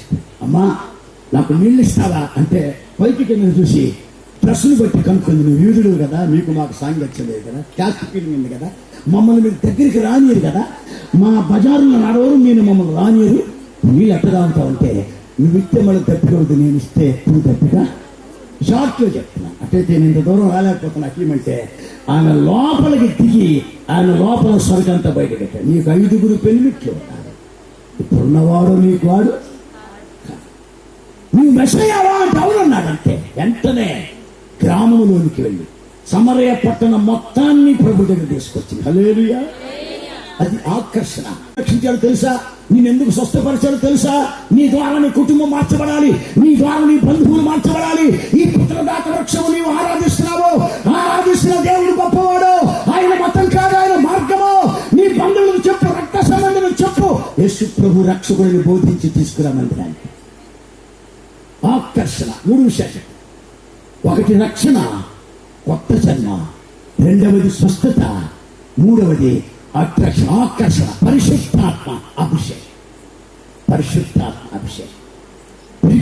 దురుగు పేతురు 3 సార్లు అబద్ధం ఆడిన పేతురు ఈ సేవ నాకు ఎందుకు లేని చెప్పి మళ్ళా గలిలే సముద్రానికి వల తీసుకొని చేపలు పట్టడానికి వెళ్ళిన పేతురు పెంతెకోస్తు రోజున పరిశుద్ధాత్మ పొందిన తర్వాత ఒక్క ప్రసంగానికి 3000 మంది బయటకు వచ్చారు. హల్లెలూయా. చెప్పండి హల్లెలూయా. మీకు చిన్న క్లూ ఇస్తాను. వాడు గాలము వేసి మనుషులందరినీ గుచ్చి లాగి అన్నాడు. దీన్ని ఆధారం చేసుకుని ఒకే ఒక మాట చెప్తాను. ఏదేను తోటలో ముందు గాలం వేశాడు, ఎర్రను గుచ్చాడు. గాలం వేసాక ముందు ఆడశాపం. చెప్పండి. మామూలుగా ఎర్రను గుచ్చి నీళ్ళలో వేసి మనిషి ఒడ్డును కూర్చుంటాడు. ఒడ్డును కూర్చుంటే ఇది ప్రాణాపాయంలో ఎర్ర అటు ఇటు కొట్టుకులాడతాం. చేప వచ్చి అట్లా పొడిచి వెళ్తాం. అప్పుడు ఎర్ర పాట పాడుతుంది. వస్తావు పోతావు నా కోసం, వచ్చి కూర్చున్నాడు నీ కోసం. వస్తావు పోతావు నా కోసం, వచ్చి కూర్చున్నాడు నీ కోసం. ఓ చేప, నువ్వు నా కోసం వస్తున్నావు, కానీ పైరు నీ కోసం ఇంకొకటి వచ్చినాడు వద్దున. ఏదేని తోటలో వేసిన వల 4000 సంవత్సరాలు నిండిపోయి ఉచ్చి బిగించాడు. పూజలు చేస్తున్న వలకి. అయితే యేసుక్రీస్తు అభిషేకం పేతురు పొందిన తర్వాత పేతురుకు వల ఇచ్చాడు. పేతురు వల విసిరగానే సాతాను వేసిన వల పగిలిపోయి 3000 చేపలు వేసే వల్ల పోయి. అల్లు చెప్పండి హల్లెలూయా. అది ఆకర్షణ. ఈ రోజున చాలా మంది శరీర సంబంధమైన ఆకర్షణలు చూపించి, లోకంలో ఆకర్షణలు చూపించి మనుషులు మాయ చేసి మత్తులను పంపించి నాశనాన్ని తీసుకెళ్లిపోతున్నారు సాతాను. దేవుని వాక్యము చేత ఆకర్షించబడాలి. మనసు మారాలి, జీవితం మారాలి, ప్రవర్తన మారాలి, ఆలోచన మారాలి. పుత్రదాత వృక్షము నీ కోసం ప్రాణత్యాగం చేశాడు ఆయన. దాత, ప్రపంచానికి దాత. అన్నదానముల కంటే అన్నదానం అన్నం ఎవరైనా పెడతారు. ఎంత కఠినాత్ముడు రవిడి అయినా దండం పెడితే అన్నం పెడతారు. ప్రాణం ఎవరిస్తారు? అందుకే నేను చెప్పాను, అన్ని దానముల కన్నా ప్రాణదానములైన, అన్ని దానముల కన్నా రక్తదానమైన. రక్తమే ప్రాణం. Blood is life. మన బ్లడ్ లో 287 పాపాలు ఉన్నాయి. యేసుక్రీస్తు రక్తములో ఒక్క దోషము కూడా అది. అందుకనే ఆకర్షించాడు యేసయ్య. ఈ రోజున ప్రకృతి సంబంధమైనటువంటి ఆకర్షణలు చాలా కనపడతా ఉన్నాయి. పరిశుద్ధాత్మ ఆకర్షణ సంఘాల్లో కనపడాలి. అందువల్ల ప్రియులారా, ఆకర్షించేటువంటి వృక్షము 3 విషయాలు చెప్పాను. 4వ విషయానికి వస్తున్నాను. నేను మీకు జ్ఞాపకం చేస్తున్నాను. 4వది ఏంటంటే పుత్రదాత వృక్షము సువాసన నిచ్చుచున్నది. సువాసన కలిగిన వృక్షం. హల్లు చెప్పండి హల్లెలూయా. కొన్ని చెట్లు రాత్రి కాలంలో బ్రహ్మాండమైనటువంటి వాసన ఇస్తాం. కంపంగి చెట్టు ఉంది, రాత్రి మంచి వాసన వస్తాం. ఉదయానికల్లా పూలని కింద రాలి. మొగిలి చెట్టు ఉంది, మల్లె చెట్టు ఉంది, సన్నజాజి చెట్టు ఉంది. బ్రహ్మాండమైనటువంటి సువాసనకరమైన తోటలు ఉన్నవి, వృక్షాలు ఉన్నవి, చెట్లు ఉన్నవి. అందుకనే షూలామితి పరమగీత 2వ అధ్యాయం ఉంటుంది, నేను బలు రక్కసి మధ్య వల్లి పద్మం ఉన్నట్లు నేను ఉన్నానని చెప్పండి. సారోను పొలములో పోయి పుష్పము వంటిదా. 46 సంవత్సరాల క్రితం దేవుడు నాకు ఇచ్చిన టైటిల్ షారోను పొలం సంఘం అని ఏర్పాటు చేశాను. నేను సేవలోకి వచ్చి 48 ఏళ్ళు.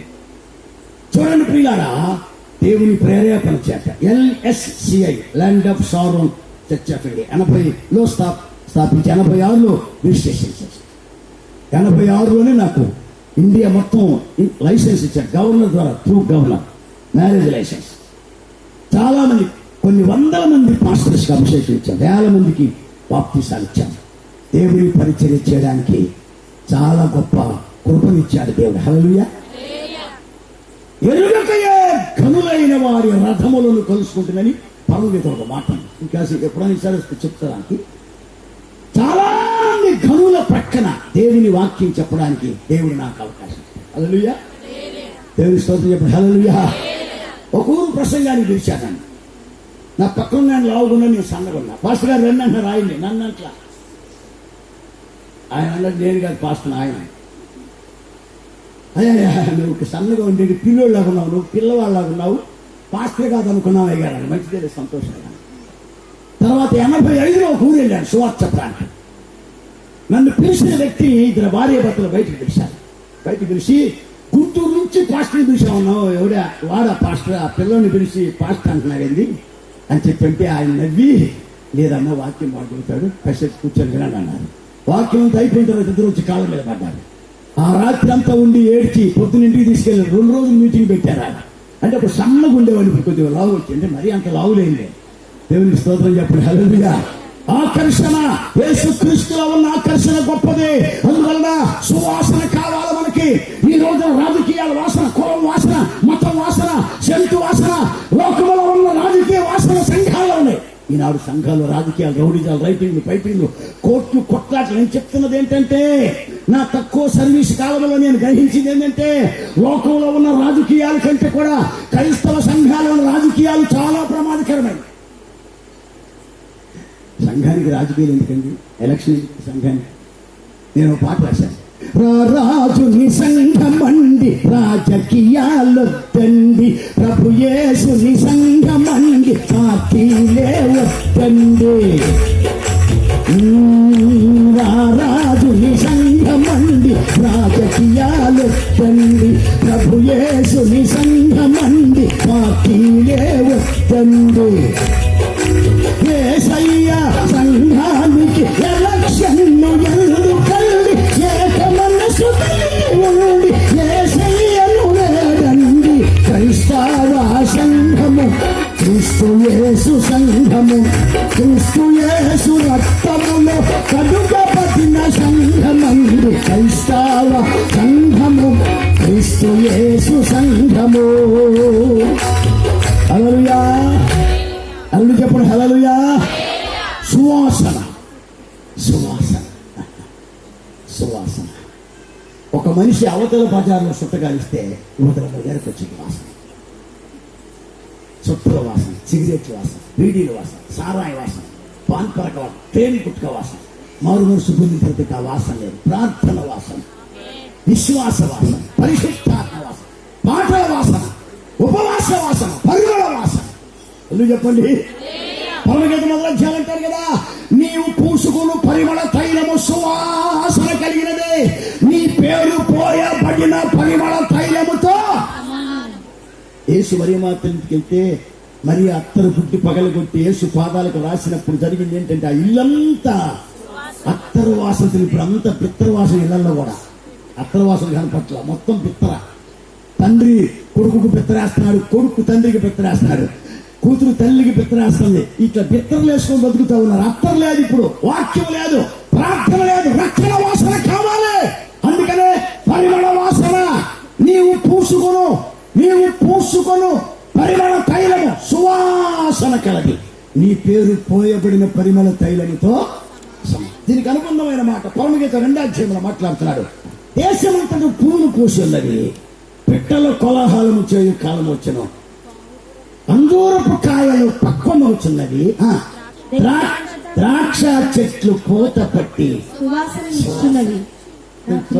హల్లెలూయా. అని చెప్పండి. హల్లెలూయా.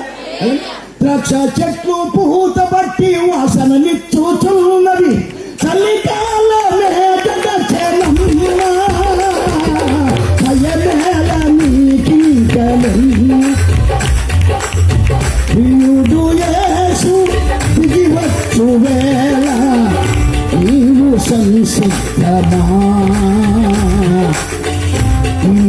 పరిశుద్ధమా సిద్ధపడుమా ఓ సంఘమా సిద్ధపడుమా ఓ సంఘమా యేసు వచ్చు వేళ వేచుండుమా యేసు వచ్చు వేళ వేచుండుమా బండ సండున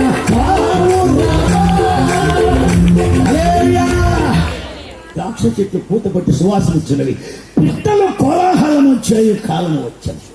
పావుర స్వరము మన దేశంలో మూడికి అర్థం చెప్పాను. పావుర స్వరం అంటే పెంతెకోస్తు రోజు వచ్చిన పరిశుద్ధాత్మ అభిషేకం స్వరం. పిట్టలు కోలాహలం అంటే అర్థం ఏంటంటే పిట్టల్లో రెండు రకాల తెల్ల పెట్టలు ఉన్నాయి, నల్ల పెట్టలు. తెల్ల పెట్టలు అంటే అమెరికా పెట్టలు, నల్ల పెట్టలు అంటే ఇండియా పెట్టలు. కోలాహలం అంటే ఈ పెట్టలు అటు ఆ పెట్టలు ఇటు అటు తిరుగుతూ సువార్త ప్రకటిస్తారు. పిట్టలు కోలాహలము చేయు కాలం వచ్చాను. పావుర స్వరము దేశంలో. అందుకనే అంజూరపు కాయలు పక్వమవుతున్నవి, ద్రాక్ష చెట్లు పూత పట్టి సువాసన. అంజూరపు కాయలు ద్రాక్ష. పాత నిబంధనలో ద్రాక్షతో ఇశ్రాయేలుకు పోల్చారు. కారు ద్రాక్షలు కాసేటప్పుడు తీసేశారు. ద్రాక్ష తోట అనేది లేదు కొత్త నిబంధనలో, సంఘానికి పెట్టాడు ఆ టైటిల్. కానీ అంజూరపు చెట్టు ఇశ్రాయేలుకు పోల్చి ద్రాక్ష తోటలో అంజూరపు చెట్టు చెప్పినాడు. అంటే అర్థమవుతుందా? ద్రాక్ష తోటలో ఇప్పుడు యూదుడైనా హెల్లేనీయుడైనా గ్రీక్ దేశుడైనా ఎంత గొప్పోడైనా ద్రాక్ష తోటలోకి రావాలి. ఎందుకంటే నేను నిజమైన నా తండ్రి వాళ్ళని తీగలుగా పెట్టాడు. ఇక ఒక ద్రాక్షవల్లిగా ఉండే అవకాశం లేదు ఇజ్రాయేల్. ఎందుకంటే కౌలు ద్రాక్షలు కాస్తున్నారు. తీగలుగా మార్చి తన లోపల అంటు కట్టాడు. ఎందుకంటే యేసు ప్రభువులు కారు ఉండదు, పరిస్థితి ఉంది. కాబట్టి ఎవడైనా క్రీస్తులో అంటు కట్టబడితే ఆయనలో ఉన్న లక్షణాలన్నీ తీగలకు వస్తాయి. అప్పుడు మంచి విశ్వాసిగా మార్చడం. దేవుని స్తోత్రం చెప్పండి. హల్లెలూయా. అంటు కట్టాడు మనం. అందుకనే సువాసననిచ్చుచున్నవి. పుత్రదాత వృక్షము సువాసనిస్తా ఉంది. ప్రపంచమంతా దేవుని సువార్త వినబడతా ఉంది. దేవుని వాక్యం లేని పట్టణాలు లేవు ఈ రోజున. పట్టణాల్లో, పల్లెల్లో, రాష్ట్రాల్లో, పల్లెల్లో, గ్రామాల్లో, సముద్ర దిగంతుల్లో, అరణ్యంలో, కొండలలో, లోయల్లో యేసుక్రీస్తు సువార్త ప్రకటన. వాసన వాసన సువార్త.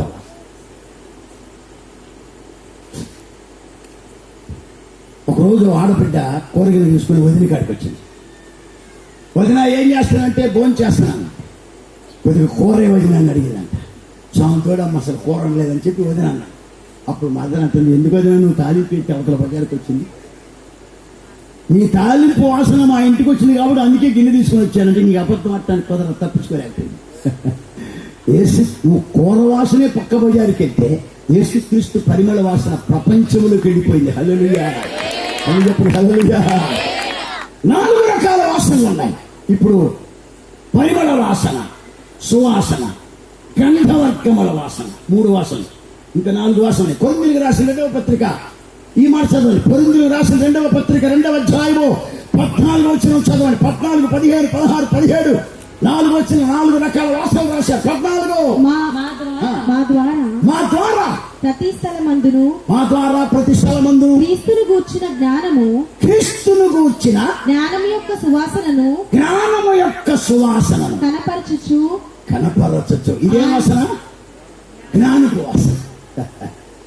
జ్ఞానపు వాసన. జ్ఞానమును గూర్చి సొలొమోను రాశాడు.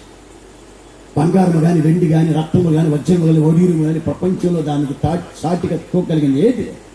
అది ఎక్కడ దొరుకుతుంది? యోబు రాశాడు. జ్ఞానమునకు ఆధారము నేను యేసు ప్రభు చెప్పాడు. జ్ఞానపు వాసన. జ్ఞానం ఉన్న కుర్రవాడు జ్ఞానవంతుడైతే విద్యావంతుడవుతాడు. నీ కుటుంబం జ్ఞానం ఉంటే నీ కుటుంబం ఆశీర్వదించబడుతుంది. దైవ జ్ఞానం ఉంటే నీ పిల్లలు డాక్టర్లు అవుతారు. దైవ జ్ఞానం ఉంటే నీ పిల్లలు ఇంజనీర్లు అవుతారు. దైవ జ్ఞానం ఉంటే నీ పిల్లలు దేశ విదేశాల్లో బ్రహ్మాండమైన సువాసనగా విరజల్లుతూ ఉంటారు. దేవుని జ్ఞానం ఉన్నదా? భయభక్తులు ఉన్నాయా? రక్షణ ఉన్నదా? దేవుని ఆశీర్వాదాలు ఉన్నాయా? ఎందుకు నీ సంపాదన పెరగడం లేదు? ఎందుకు నీ జీతం పెరగడం లేదు?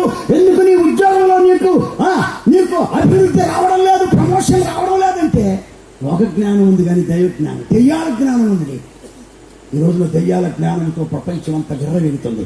బట్ మేము దేవుని జ్ఞానమును కూర్చిన వాసన మీకు ప్రకటిస్తాం. జ్ఞానపు వాసన. కంటిన్యూ. జ్ఞానపు వాసన చదువు. జ్ఞానం యొక్క వాసనను కనపరచుచు ఆయన యందు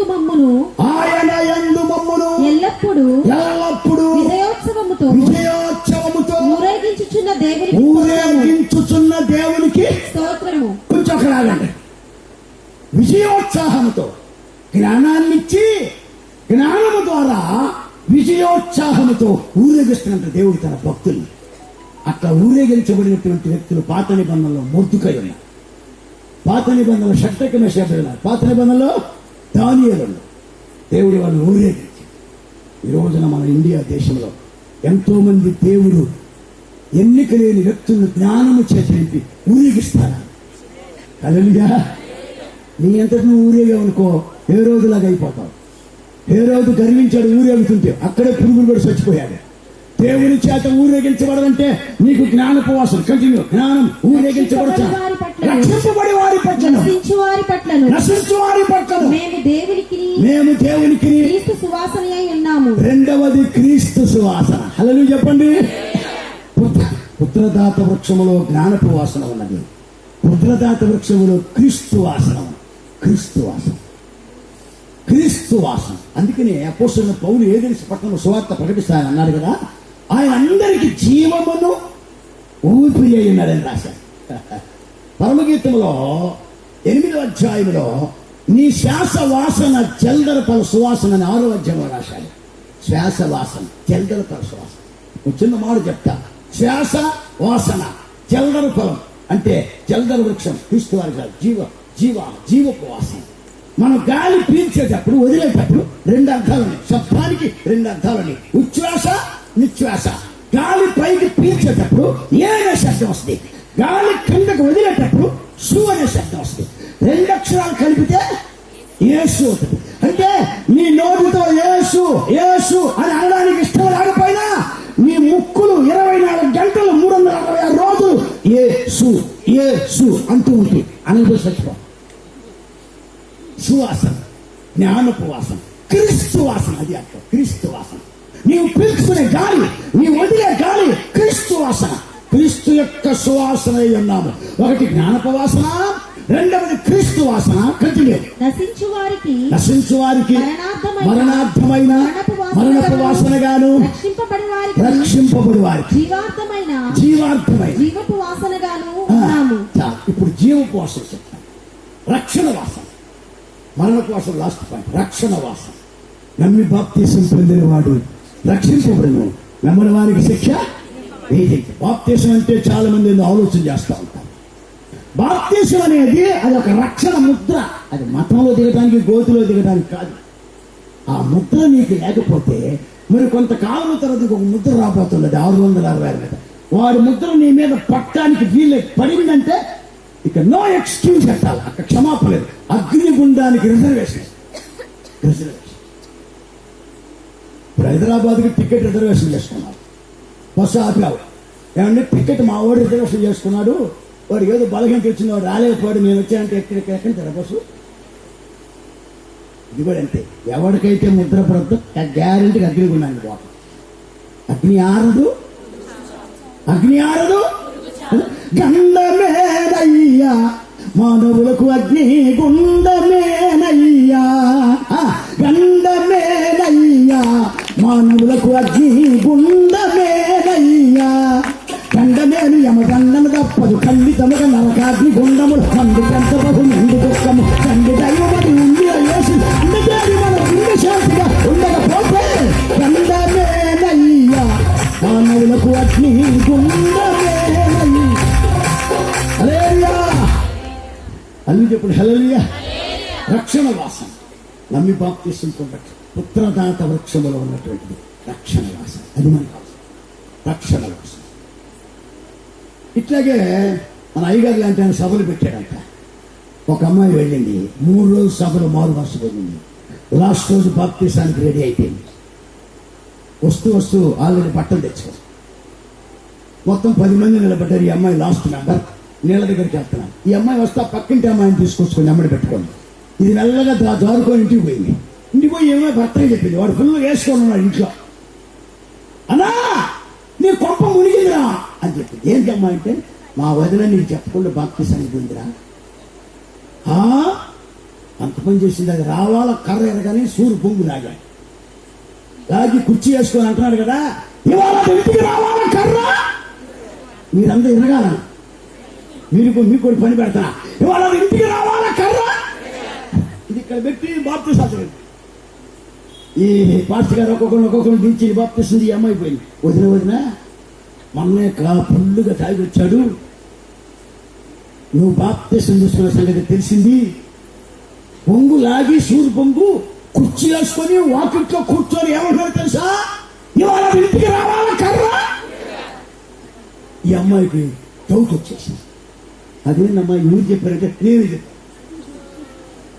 పిచ్చి పిల్ల ఎట్టని చెప్పేవా, మా ఆయన అసలే మంచోడుగా తాగుపోతాడు అని చెప్పి సందేహంలో పడిపోయింది. తీసుకుందామా వద్దా, తీసుకుందాం.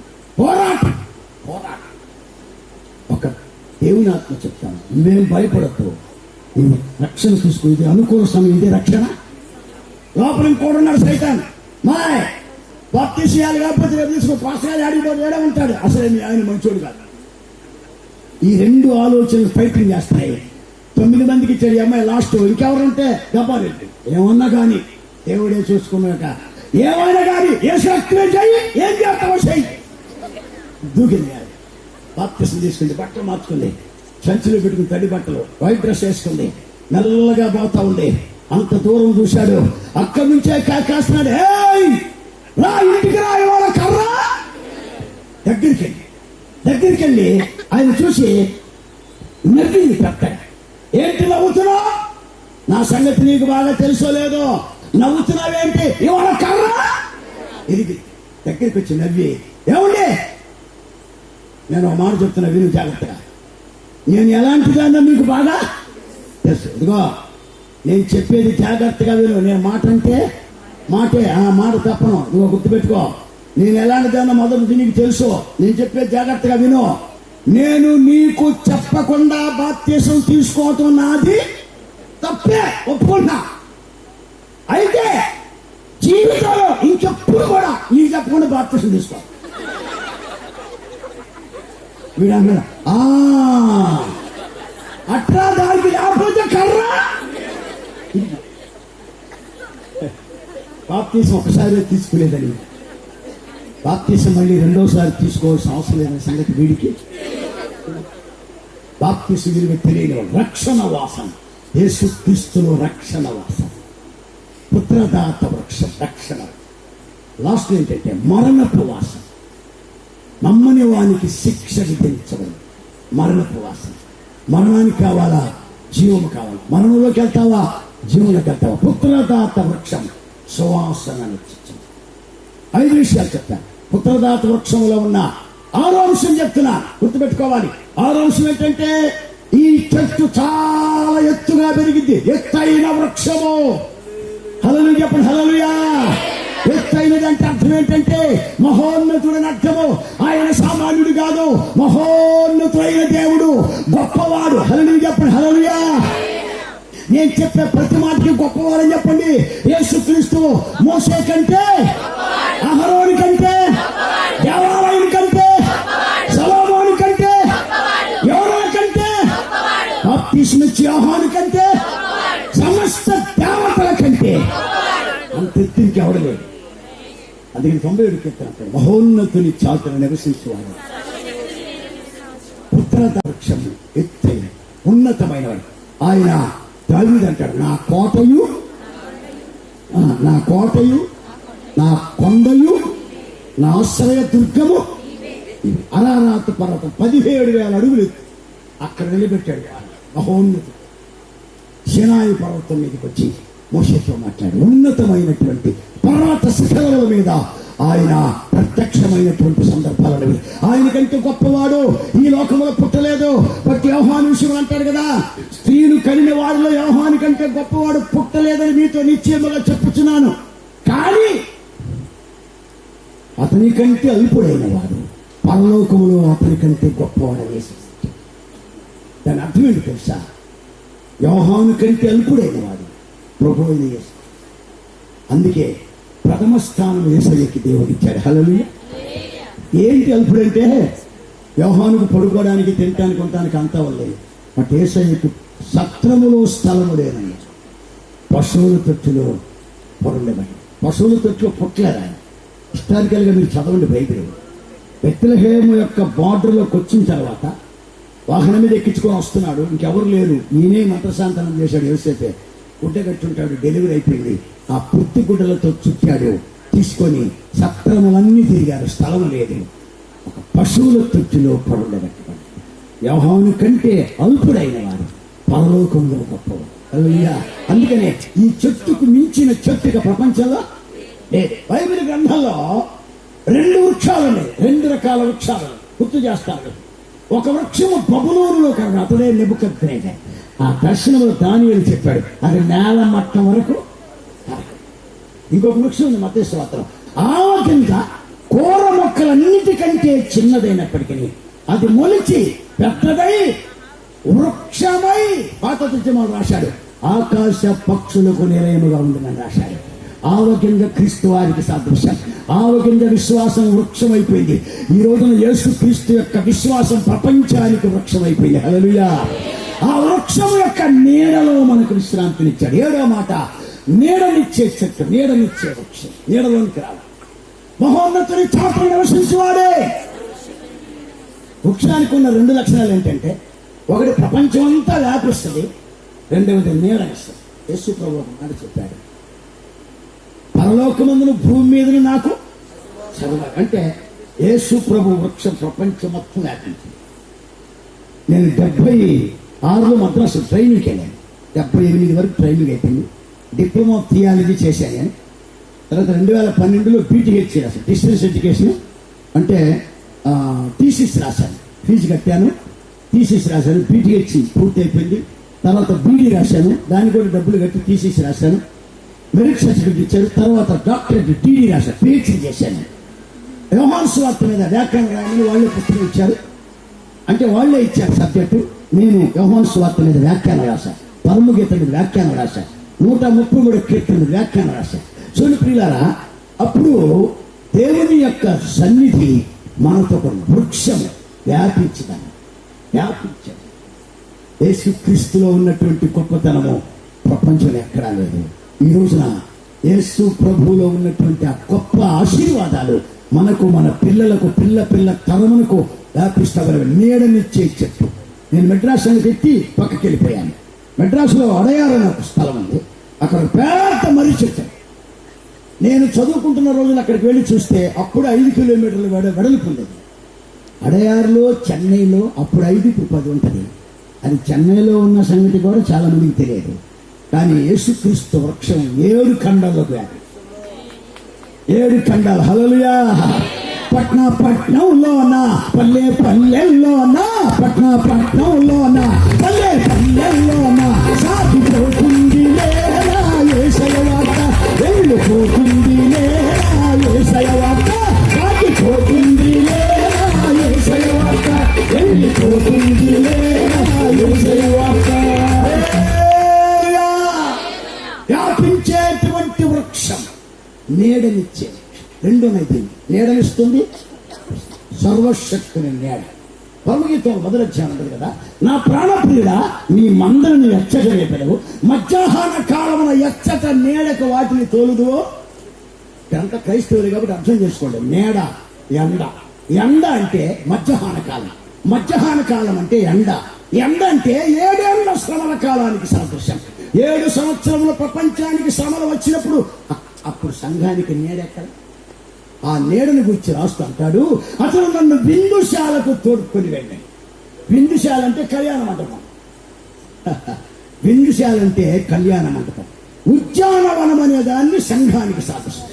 నా ప్రియుడు తన ఉద్యానవనమునకు వేలచేయునుగాక, అతడు తనకిష్టమైన ఫలములను భుజించునుగాక. హల్లెలూయా. ఇచ్చిన దాడిన ఫలములు, ప్రథమ ఫలము, గర్భ ఫలము, చెహ ఫలము, ఈ ఫలాలన్నీ తినడానికి మధ్యాకాశంలోకి వస్తాడు. భూమి మీద ఉన్న పరిశుద్ధుల వృక్షాలంటే వృక్షముల లాంటి పరిశుద్ధులంతా మధ్యాకాశానికి వెళ్ళిపోతారు. హల్లెలూయా. మధ్యాకాశం రిటర్న్ గా బైబిల్ లేదు, తెస్సలోనికీ పత్రిక వృక్షాలు. కనుక భక్తులందరూ మేఘాల మీదకి వెళ్ళిపోతారు. ఇక్కడ 7 సంవత్సరాలు శ్రమ అంటే ఎండ. ఈ ఎండలో, ఈ మహాశ్రమల కాలంలో పరిశుద్ధులంతా గొర్రె పిల్ల వివాహ మహోత్సవంలో ఉంటారు. అన్ని చెప్పండి హల్లెలూయా. పరిశుద్ధులు ఓర్పుకుంటే అది యూదులకు, ఇజ్రాయెల్కి సంబంధించిన మాట. అది విడవబడిన పరిశుద్ధులు చాలా మంది ఉంటారు. అన్యజనుల రక్షణ కాలం క్లోజ్. పరిశుద్ధ సంఘం ఎత్తబడిన వెంటనే సువార్త మూసివేయబడతాడు. ఇంక అన్ని జనులకు రక్షణ లేదు. మరి 7 ఏళ్ల శ్రమల కాలం ఎవరికి రక్షణ అంటే యూదులకు రక్షణ కాలం. 2 సాక్షులు వస్తారు. ఏలియా రాడు, మోషే రాడు, హనోకు రాడు. వాళ్ళ పేర్లు లేవు బైబిల్లో. అయితే వాళ్ళని వాడుకున్న పరిశుద్ధాత్ముడు వీళ్ళిద్దరు కూడా వాడుకుంటారు. మరి వీళ్ళిద్దరు ఎవరు? జకర్యా గ్రంథంలో రాశాడు, వాళ్ళిద్దరు 2 ఒలీవ మొక్కలని సర్వోన్నతుడు దేవుని సన్నిధిలో తైలము పోయేవారని రాశాడు జకర్యా గ్రంథంలో. సర్వోన్నతుడు దేవుని సన్నిధిలో తైలం పోసింది ఎవరంటే పాత నిబంధనలో ప్రధాన యాజకుడు లేవి గోత్రం చెందిన వాళ్ళే తైలం పోసేది. అంటే యేసు క్రీస్తు ఉగ్రత కాలంలో 2 సాక్షులు సువార్త చెప్పడానికి వాళ్ళ పేర్లు మెన్షన్ చేయలేదు, కానీ 2 ఒలీవ మొక్కలని చెప్పాడు. వాళ్ళు ఎవరంటే లేవి గోత్రమునకు చెందిన యాజకులు. 2 లేపుతాడు ఇస్లాములు లేవీలు ఉన్నారు. వాళ్ళకి అధికారం ఇస్తారు. వాళ్ళు సువార్త ప్రకటిస్తారు. యూదులకు రక్షణ కాలం. 144,000 మంది 12 గోత్రాల నుంచి వచ్చినటువంటి వాళ్ళే 144,000 మంది. సిపిఎంలు కాదు, ఎంపీఎంలు కాదు. సిపిఎంలు ఇక్కడే ఉంటే 7 శ్రమల కాలం ఇక్కడే ఉంటారా? వాళ్ళు 144,000 మంది 12 గోత్రాల నుంచి 7వ అధ్యాయం స్పష్టంగా చెప్పారు. నీడ, మహోన్నతుని నీడ మధ్యాకాశంలో. ఇక్కడ జరుగుతున్నది నీకు సంబంధం లేదు. ఇంకొక రెఫరెన్స్ చూపించి నేను ముగించేస్తాను. యెషయా గ్రంథంలో క్రీస్తుకు పూర్వమే 700 సంవత్సరాలకు పూర్వమే మధ్యాకాశంలో జరిగే సంఘటన యెషయా ప్రవచించాడు. 26వ అధ్యాయం 21వ వచనం లాస్ట్ వచ్చిన చదవండి. 26 యెషయా గ్రంథం. నీవు వెళ్ళి ఈ మాట గమనించాలా. 1 నీవు వెళ్ళి అంతఃపురములో నీ అంతఃపురములో ప్రవేశించుము. నీవు వెళ్ళి నీ తలుపులు వేసుకొను. ఉగ్రత తీరిపో వరకు కొంచెము సేపు దాగియుండుము. గట్టిగా స్తోత్రం చెప్పండి. హల్లెలూయా. నీవు అంటే పెండ్లి కుమార్తె, అంతఃపురం అంటే మధ్యాకాశం పైగది. రాణులు ఉండేది అంతఃపురం. రాణి క్రీస్తు సంఘమే కనుక అంతఃపురంలో తీసుకెళ్తాడు. కొంచెము సేపు అంటే 7 సంవత్సరాల అర్థం అన్నమాట. ఉగ్రత తీరిపోవరకంటే అర్థం ఏంటంటే అది గొర్రె పిల్ల ఉగ్రత. తలుపు వేసుకొనుము. దానికి అనుబంధమైన మాట మత్తయి సువార్త 25:11 రాశాడు. అంతటా తలుపు వేయబడి తక్కిన కన్యకలు తరువాత ఆ తరు తీసే నీకేముంటుంది చెప్పలే. తరు తీసేయి. ఇక మిగిలిన వాళ్ళకి అందరికీ వాటే. నేను జానపద గేయం రాశాను ఈ 25వ అధ్యాయంలో మత్తయి సువార్త. క్రైస్తవుడా తలుపెయ్యబడుతుంది, క్రైస్తవుడా తలుపెయ్యబడుతాడు, క్రైస్తవుడా తలుపెయ్య మళ్ళీ క్రైస్తవుడా తలుపెయ్యబడుతుంది. మీరు కథలు రావయండి. కాళహరణ చేత కదలీరావయ్యా, కాళహరణ చేత కదలీరావయ్యా, కాళహరణ చేత కదలీరావయ్యా. క్రైస్తవుడా తలుపెయ్యబడుతుంది.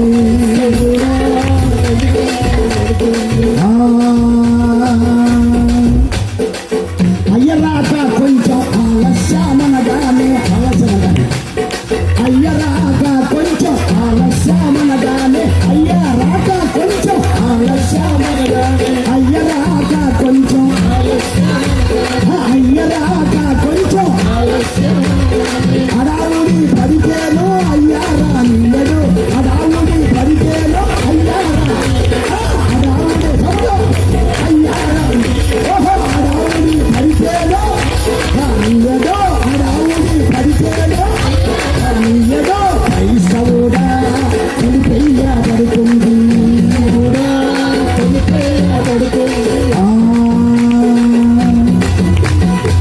అర్ధరాత్రి వేళ అయ్యొస్తుండనగానే, అర్ధరాత్రి వేళ అయ్యొస్తుండనగానే, అర్ధరాత్రి వేళ అయ్యొస్తుండనగానే, అర్ధరాత్రి వేళ అయ్యొస్తుండనగానే.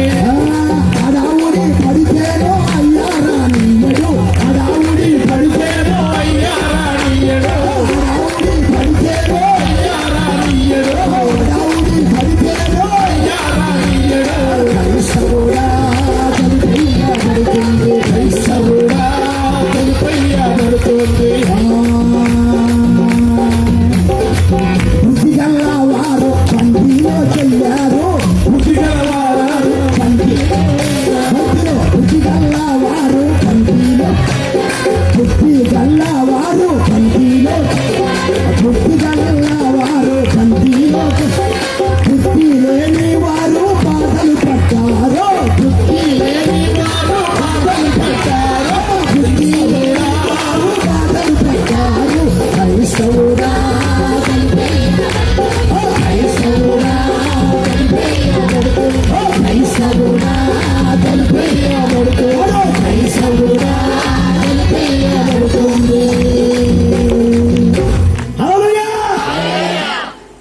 జనులంతా పైకి వెళ్ళిపోయినాక మొత్తం 25 రాస్తాడు. బుద్ధి గలవారు పైకి వెళ్ళగా అంతటా 7 ఖండాల్లో ఉన్న పరిశుద్ధులంతా పైకి వెళ్ళిపోయారు.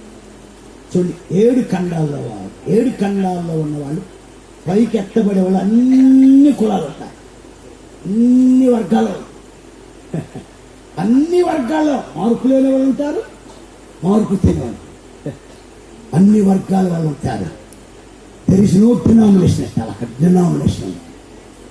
ఒక ఆయన పరలోకానికి వెళ్ళి మా నూతన సంఘం ఉన్నారు అడిగారు, ఎక్కడోళ్ళు ఎవరు లేరు అన్నారు. కొన్ని మా సిఎస్ ఉన్నారు, అక్కడ ఎవరు లేరు. కొన్ని మా నూతనం చర్చాను కానీ అక్కడ మా పెంచి కోసం ఉన్నదంటే అక్కడ ఇక్కడ లేదని. మరి ఇక్కడ ఎవరున్నారయ్యా అని ఒక ఆయన అడిగితే ఇక్కడ యేసు రక్తములో కడగబడిన వాళ్ళు ఉన్నారని చెప్పాడు. గొర్రె పిల్ల రక్తములో కడగ. డినామినేషన్ అనేది మనం పెట్టు. ఇక్కడ ఒక డినామినేషన్ ఇది ఉండాలి. దాన్ని ఏమంటారంటే అడ్రస్ అంట. అయ్యగారికి లెటర్ రాయాలంటే బేతేల్ చర్చ్ అని ఖచ్చితంగా పేరు రాయాలి, సంస్థ పేరు రాయాలి, కింద జిల్లా రాయాలి, గ్రామం. పరలోకానికి ఇప్పుడు లెటర్ రాశారు కదా, అడ్రస్ తెలుసా మీకు? అంటే సర్వశక్తి గల సైన్యములకు అధిపతి దేవునికి కూడా అడ్రస్ ఉంది భూమి మీద. ఎనకడికి అడ్రస్ ఉంది, అడ్రస్ పోయాడంట. ఇంకేం వస్తాం తిరిగి? అయితే దేవునికి అడ్రస్ ఉత్తరం రాయాలంటే నేను చెప్పినట్టు చేయండి. యేసు మ్యాటర్ మొత్తం రాయి, తర్వాత యేసు క్రీస్తు వారికి అని రాసి యాకోబు పోస్టు ఇసాకు మండలం అబ్రహాం జిల్లా వేసే బాక్స్ లేదు.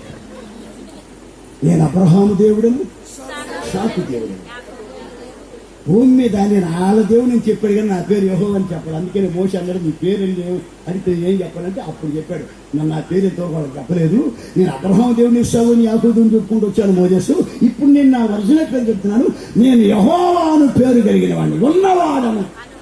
అల్లు చెప్పండి హల్లెలూయా, అల్లు చెప్పండి హల్లెలూయా. అందువలన నీడ చల్దర వృక్షము అంటే పుత్రదాత వృక్షము యొక్క నీడ మధ్యాకాశం ఉంటుంది. కోట్ల సంఖ్యలో భక్తులంతా అక్కడ ఉంటారు. అక్కడ అపోస్తలులు ఉంటారు, కాపరులు ఉంటారు, సువార్థికులు ఉంటారు, ఇవాంజలిస్టులు ఉంటారు, కాపరులు ఉంటారు, ఉపదేశకులు ఉంటారు, కోట్ల సంఖ్యలో పరిశుద్ధులు ఉంటారు. దేవుని స్తోత్రం హల్లెలూయా. న్యాయపీఠం వేస్తారు, జడ్జిమెంట్ చేస్తారు. దేవుని వాక్యము నా మాటలు ముగించబోతున్నాను. పుత్రదాత వృక్షము సువాస 7 అంశాలు. యేసుక్రీస్తు అంటే మతం కాదండి, జీవితాన్ని మార్చుకో. నీకు ఆశీర్వాదం ఇస్తాడు, నీ పొలం దీవించబడదు, నీ పిల్లలు దీవించబడతారు, నీ కుటుంబం దీవించబడదు. ఎప్పుడు దీవించబడదంటే యేసును అంగీకరించిన తర్వాత దీవిస్తాడా. ముద్ర పడాలి. ముద్ర ఉన్నవాడికే భద్రత, ముద్ర లేని వాడికి భద్రత.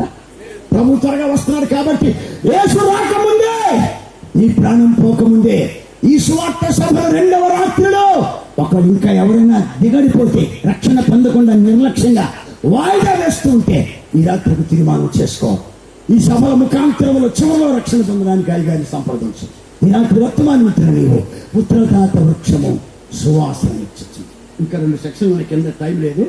నా ప్రియుడాన్ని నేను నీ కొరకు దాచి ఉంచిన పచ్చివియు పండువియు శ్రేష్టమైన ఫలములు, పచ్చివియు పండువి ద్వారబంధముల మీద పచ్చి ఉన్నాయి. అంటే సంఘంలో పచ్చి ఉండాలి, పండు పురుగులు ఉండాలి, గోధుమ. ఇప్పుడు డివైడ్ చేయకూడదు. ఆయన వచ్చినప్పుడు తిరిగి దాన్ని డివైడ్ చేస్తాడు. యేసు రాకముందే ఈ రాత్రి జీవితాన్ని మార్చుకుందాం. పుత్రదాత వృక్షము సువాసనమిచ్చుచున్నది. దేవుడు తన వాక్యము మన హృదయాలను స్థిరపరచును గాక. ఆమె. ఒక నిమిషం జస్ట్ కళ్ళు మీరు చిన్న ప్రార్థన చేద్దాం. థ్యాంక్ యూ జీసస్, గ్లోరీ, హల్లెలూయా, హల్లెలూయా, స్తోత్రములు. ఈ రాత్రి 1 నిమిషం ప్రార్థించండి. యేసయ్యా ఇన్ని సంవత్సరాలు వాయిదా వేసుకుంటూ వచ్చాను, ఇక నేను వాయిదా వేయనయ్యా, నేను తప్పకుండా నా రక్షకుడిగా స్వీకరిస్తాను. ఆయన నీకు రక్షకుడిగా ఉంటేనే నీ మీద ఉన్న శిక్ష తొలగిపోతుంది. లేకపోతే మరణపు వాసన గుర్తుపెట్టుకో. ఐగుప్తులో మరణపు వాసన ఐగుప్తులకు వచ్చింది కానీ ఇశ్రాయేలుకి రాలా. ఎందుకంటే ఇశ్రాయేలుకి రక్షణ ముద్ర ఉంది.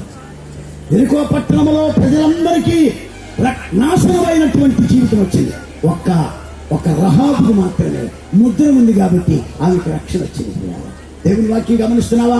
ఇన్ని సంవత్సరాలుగా వర్తమానం వింటున్న నీవు ఎప్పుడు ప్రభు వస్తాడో తెలియదు కాబట్టి ఈ రాత్రి కళ్ళు మూసుకొని హృదయాన్ని తెరిచి ప్రార్థన చేయి. యేసు నిరాకడ ఎప్పుడో తెలియదు ఏ క్షణమో మరి ఏ దినమోగా. ప్రార్థన చేయి, మనసులో పశ్చాత్తాపంతో ప్రార్థన చేయి.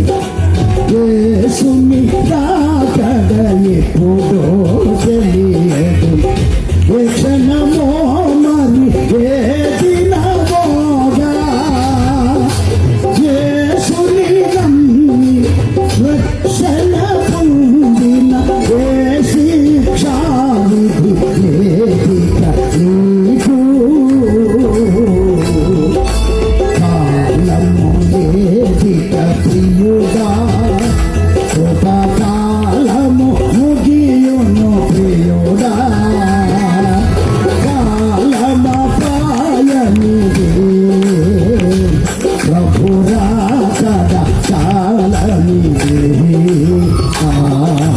కాలము లేదిక ప్రియుడా.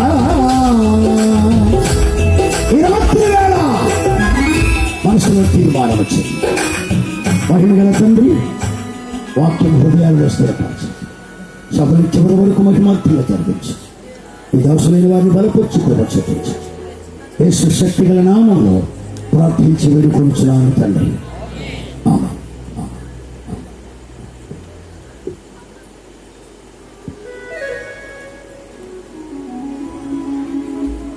దేవునికి స్తోత్రం చెల్లించుదాం.